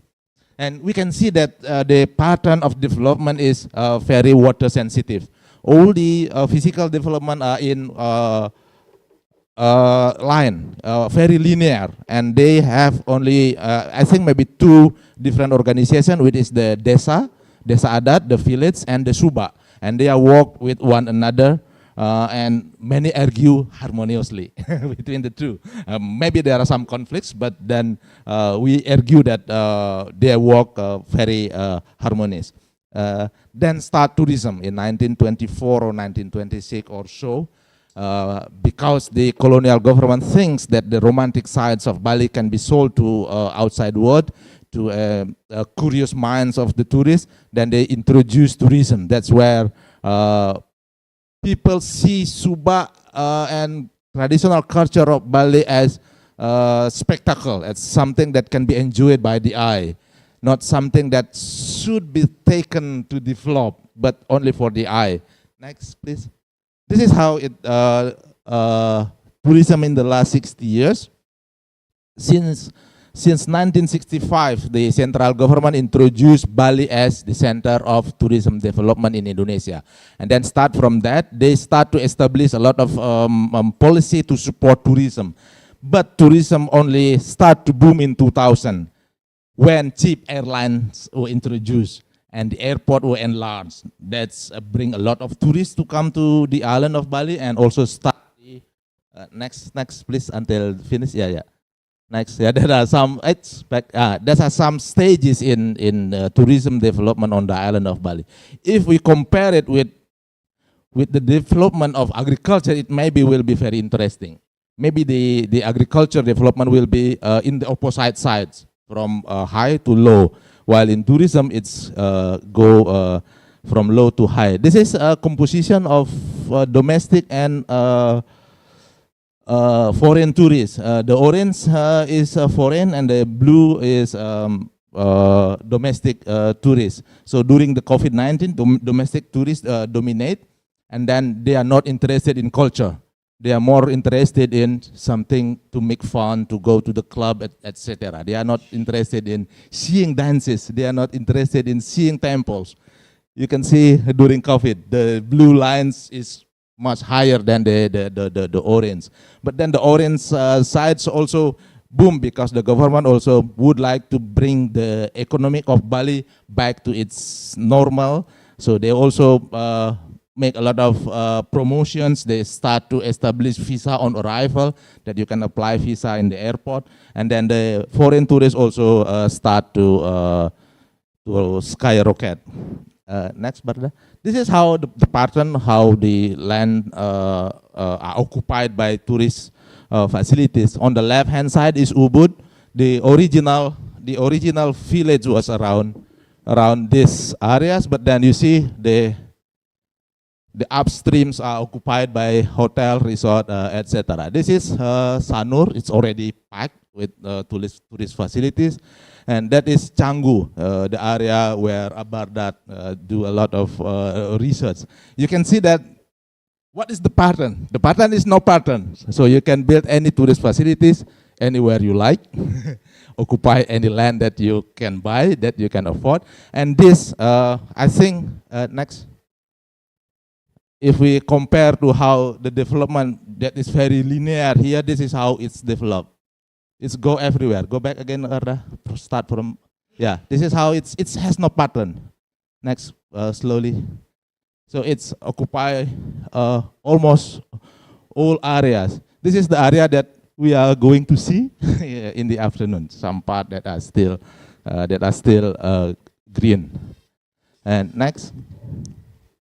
This is my short conclusions. I hope it's very short. So the goal of capitalism is to spread the prosperity to all people, but in reality, they are only serves to make some group extremely wealth and live while the farmers are left in impoverished. So the data informs that the farmers are the less benefit from tourists because the land are taken over, and then the policy to put agriculture in the Department of Culture, not in the Department of Agriculture, is also, I think, problematic, Pak, because we see it as something in the past, not something that is today. So when we put it in as heritage, we don't think it has future. It has only past, because tourism offer better economic value. So the regulations in this sector is highly supported. Like during COVID, they have a lot of money to recover tourists, not to recover Subak, I think. To recover tourists, they have money. So I think we need to rethink. Today we see Subak and tourists in the opposite sides. Now we have to think, how can we connect? Because more people come to Bali, they will need more food. If they need more food, then we should have better agriculture. Then when we can think about that, when we can connect between Subak and tourism, I think we can survive Subak. Thank you. Yeah, thank you very much. Okay, so we're going to the last speaker, Dr. Insinyur Widyastuti from IRK, Udayana University. He will share about Subak and urbanizations of fighting traditions. So please. 5 minutes. Good morning, everyone. I'm Widya Stuti, and I'm here as a member of IARCI. IARCI is an association of Indonesian urban designer. Okay, of course, my English is not, it's poor, so I will present it in with read the script. Okay. First, on behalf of IARCI, I would like to thanks to the GDLN team for the opportunity to contribute this workshop. This short presentation will address urbanization as one of imminent threat to the Subak system in Bali. I will briefly discuss the Subak system and its spatial manifestation, its vulnerability, and several existing typologies of Subak around Denpasar, and a few strategies we can possibly utilize. Next. Next. Subak value was explained Madam Laretna and Mr. So I don't want to talk so long about this, and I will focus on spatial transformation of Subak. Okay, this is the philosophy, and this is the spatial transformation of the philosophy.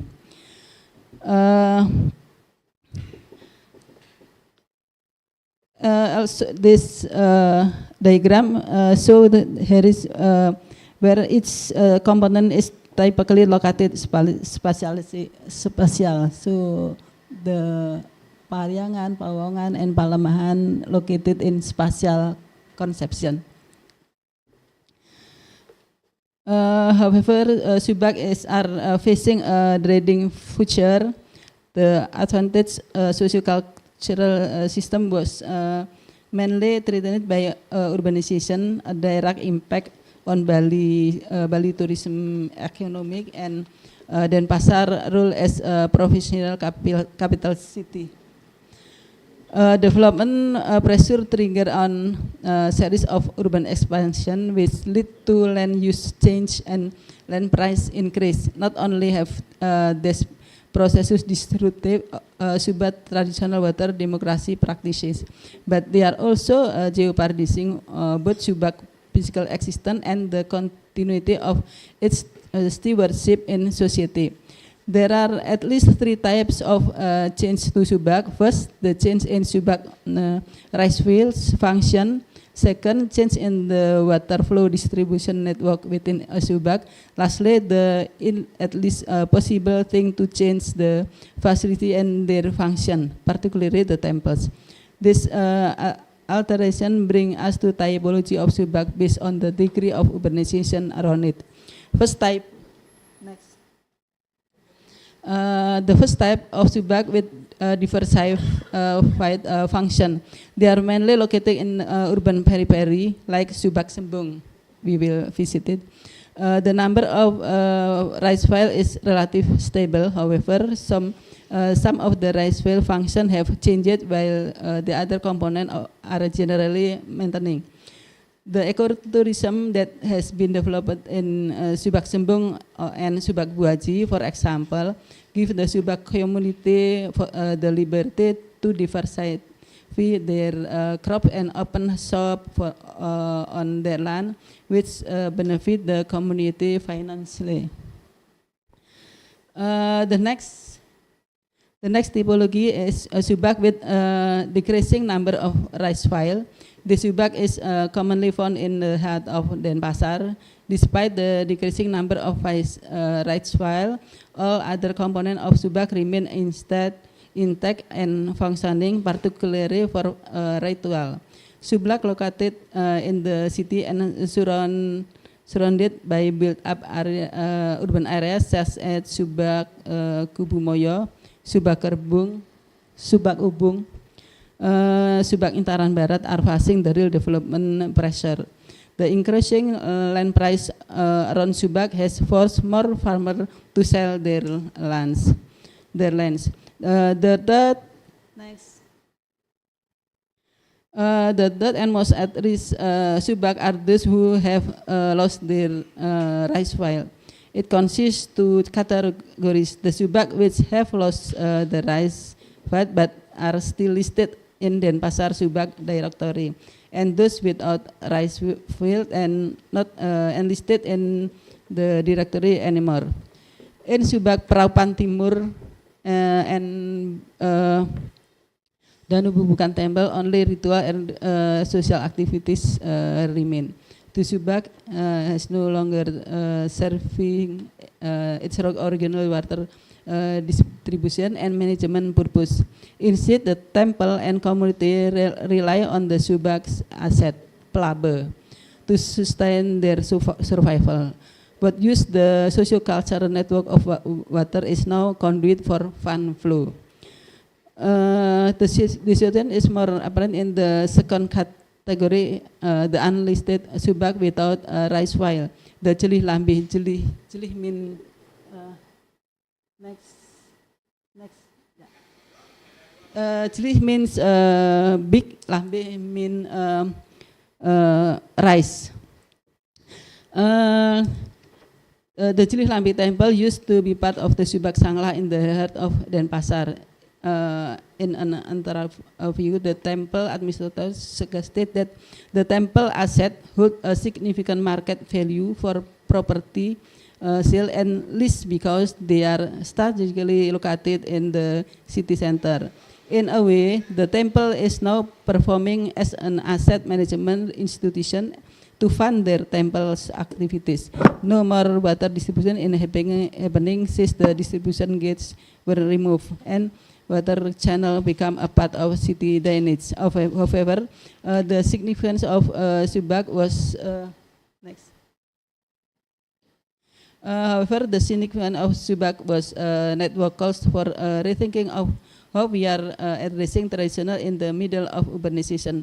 The conservation and future proofing strategies of Subak call for multi-stakeholder collaboration and committed because we cannot save Subak alone. So we thought what better strategy than incorporating Subak value of the common and the conservation strategies. Here we suggest pairing Subak with other existing inclusions such as the community law, new economic planning and incentivization. We believe that modernizing the Subak system does not always have to diminish its traditional value and function.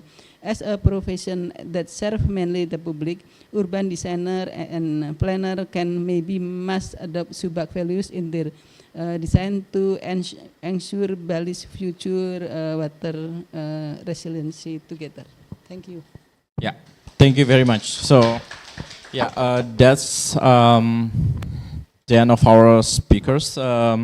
So let me remind you before I open the Q&A session. So the first speaker, Mr. Abigusno, talk about the cultural landscape, world heritage of Subak, that also includes community engagements. And the second speaker talk about the philosophy of Subak and of farmers in relation to land, pura, and water.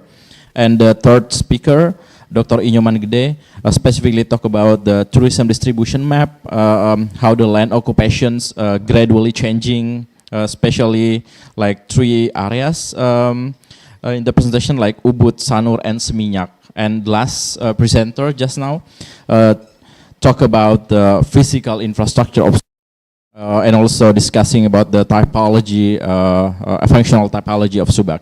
So yeah, that's all about the presentations from these sessions, and now I will open the probably three first questions. So please from the floor, yeah, please state your name and also the institutions. Yeah, thank you. Hello everyone, my name is Bisma. I'm from Kota Kita. I'm also part of Polyurban Water team that now we conduct some research in the Southeast Asia country. One of them is in Indonesia, in Sleman, with the UGM, Gadjah Mada University. So I think we found same problem in Sleman and also in Bali. And talking about Subak system, yeah, of course, talking about water related to field agriculture is very interesting. But I want to mention one of the challenges that Bli Made Sarjana mentioned about the regeneration. So, yeah, no, there are no young people who are interested in becoming a farmer. So, if we want to maintain from womb, we maintain that. So, yeah, in Bali, of course, the development is very fast. The tourism is very interesting. So maybe young people want to work in the tourism aspect rather than become a farmer. So that is one of the challenges. And if one of you have the concept of idea of solution about that situation, maybe you can share with us so we can discuss together. Thank you. Yeah, thank you very much. Great questions. So Bisma basically asking about the generation of young people, especially probably millennials and Gen Z. So to whom should be addressed issues. So I'll open the next question, if any. Yeah, Bu Evi. Okay, so thank you for very nice presentation. I just want to know how you can, the urban planner can accommodate the urban development and synergizing with the water management. Because I think this is the real problem in Indonesia. Why? Because when we have the master plan, it looks very better than the actual condition. For example, in the upstream part of the Ciliwung, as the Bogor city, when we make the research there, so we try to compare the master plan with the actual condition, and the developed area from the master plan, it seems better than the actual condition. So it will be affected the water quality and the water quantity also. So thank you. I think that's all. Yeah, thank you, Ms. Evi. So we will go to the third questions before. Yeah, please state your name and the institutions. Hi everyone, my name is Rizka. I'm also from Kota Kita as the Bisma. Just to follow up on the two previous comments, I guess my question is more of personal reflection, as I'm also growing up in an agriculture area, and right now seeing the massive, not in Bali, not in Java, but seeing the massive development in Java, I can relate on how the agriculture is decreasing while development is really rapidly shifting the face of this the environment, our environment. I guess my question in terms of Bali is because Bali is known as the biggest rice producer overall in our country, and then there's still a lot of paddy field in the upper areas. I guess my question is there's a regulation about sawah lestari perhaps. I'm not sure what to translate sawah lestari, but how effective is actually mechanism like sawah lestari in terms of the context in Bali? Because I think I'm also urban planner, and as an urban planner, I'm quite pessimistic with the power of spatial planning in Indonesia and how it actually can bring goods to the development to be more sustainable, because the enforcement is still really the challenges in the context of Indonesia. So I'm wondering what would be the mechanism, what is a good mechanism to sustain both agriculture, Subak system as part of sustaining agriculture practices, but also water management in general in the urban area. I hope my question is clear. Thank you. Yeah, thank you very much. So we have questions here. The first one's from Bisma. He asked about the regeneration of young people. And it will be addressed. So probably who will answer first?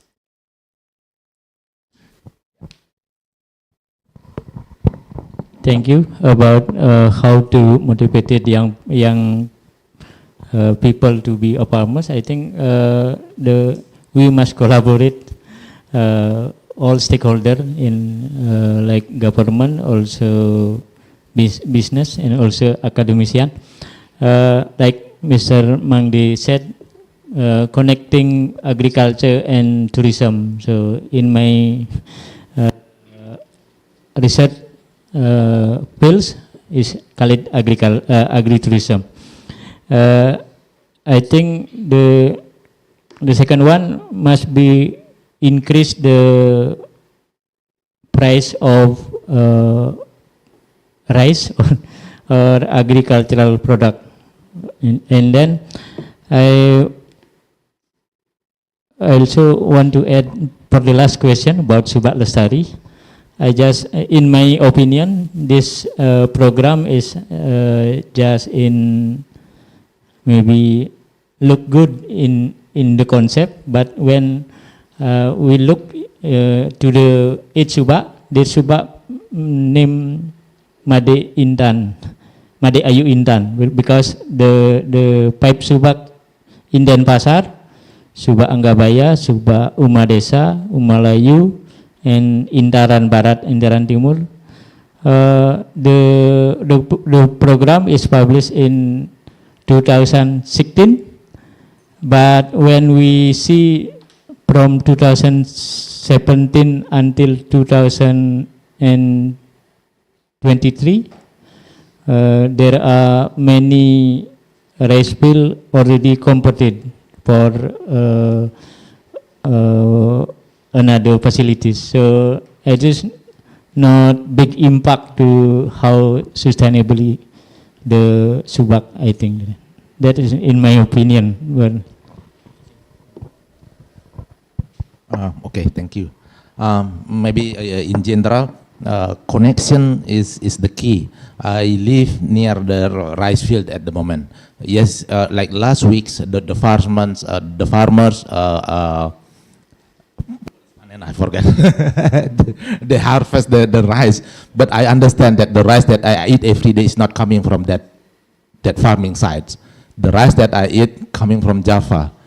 But the farmers also, they have cows, but I understand that the beef that I eat also coming from New Zealand or maybe from Australia. So I think there's no connection between the farming and the people who live in the areas.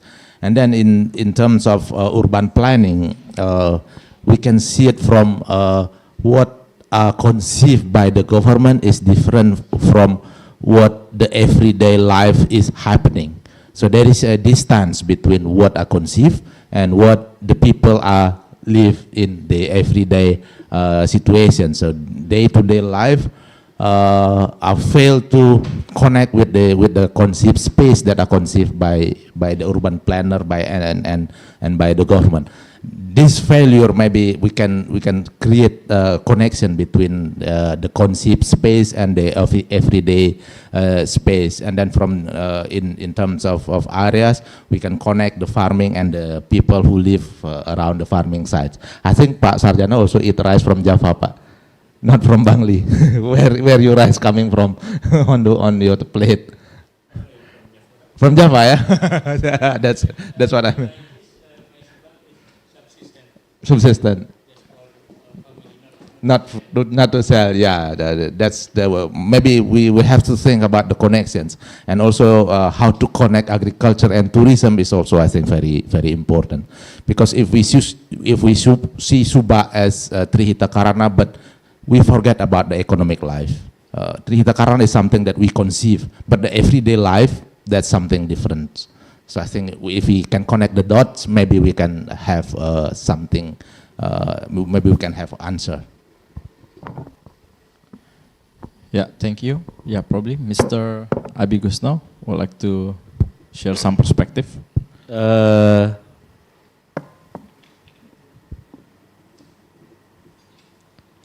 First, with the spatial planning, now the draft of special planning about Subak, it's already been signed by several ministry related to Subak. One of the minister is the Ministry of Education and Culture,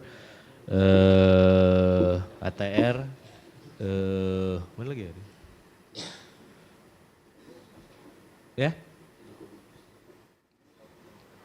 Yeah, Public Works and other ministry that related to special planning about Subak. So it's already been, the draft has already been signed by several ministry, and I think after that the decree will be signed by President about the national landscape of Subak. And if you talk about how the regulation can efficiently manage or preserve the Subak, it has to be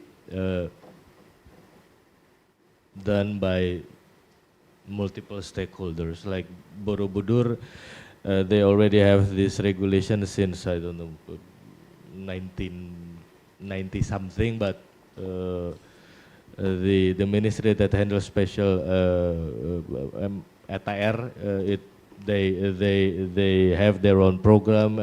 Ministry of Education and Culture have their own agenda, and they didn't talk with each other, so it didn't go very harmony. So this is the problem in many countries, I think, about the regulation. And if you talk about regeneration, the problem is, for example, if we talk as a father, we want to give education to our children and give them and hope they get good job, good life, and none of them, maybe several ones, their children goes back to the fields and work as a farmer, but the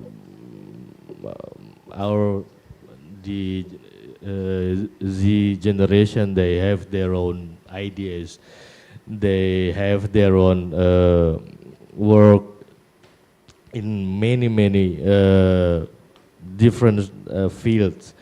So in our dissemination about preserving the Subak, we try to make movies about Subak, but in a different perspective. So we try to give the people, especially the young people in Bali, in the Subak area, they can support the preservation of Subak from their own field.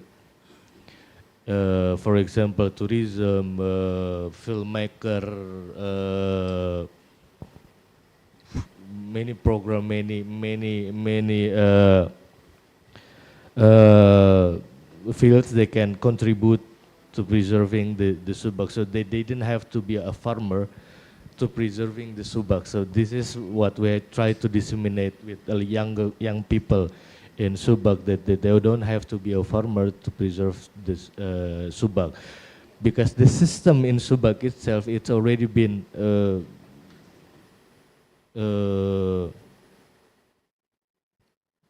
they already been it's been a tradition for them, ritual, and this is will long lasting when the people who support the system exist. So our challenges is how can Subak still preserving the system, the Subak, with the development of this very fast developing like tourism and urban. So if earlier Subak not correctly put in the culture area.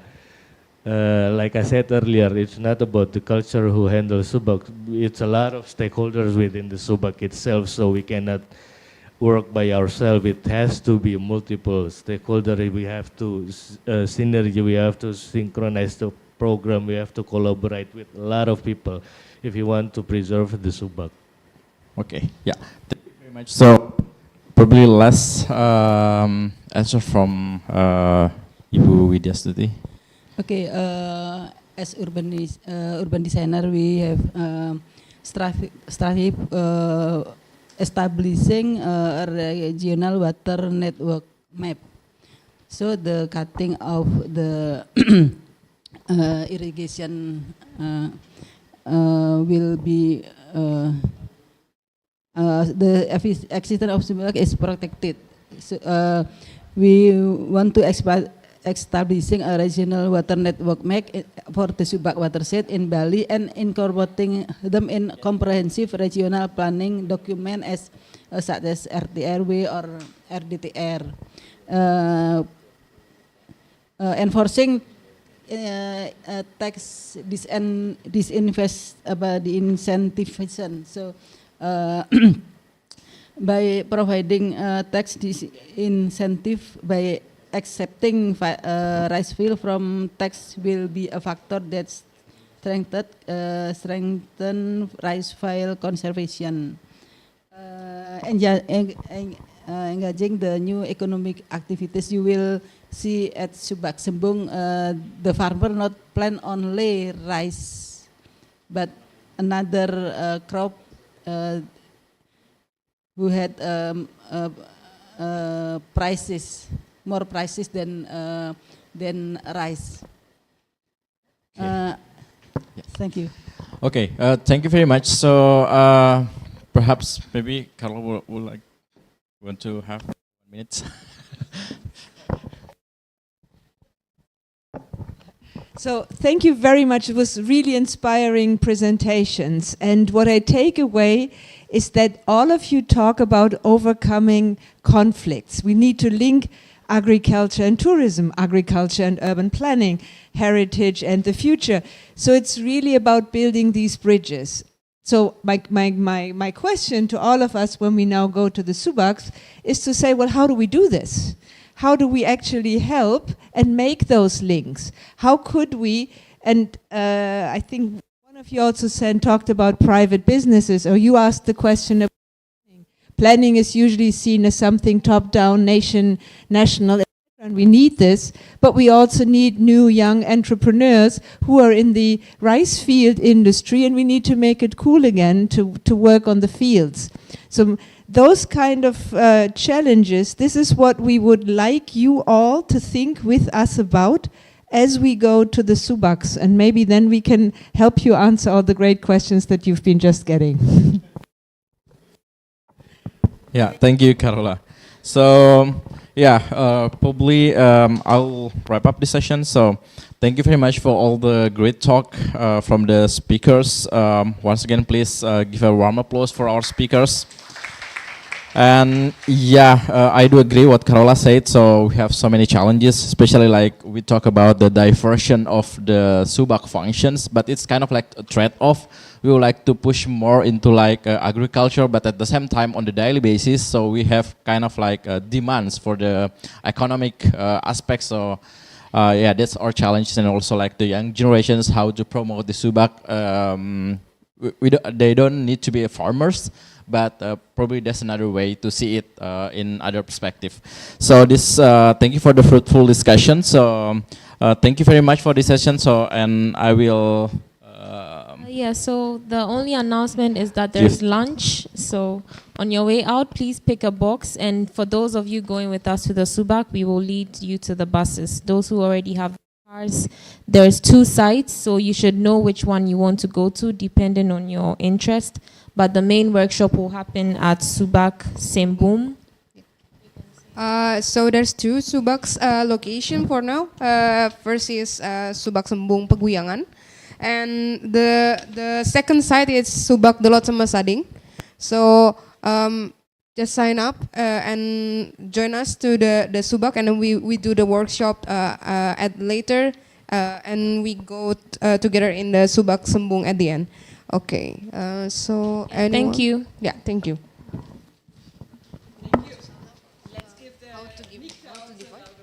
Yeah, thank you so much for the speakers and also for our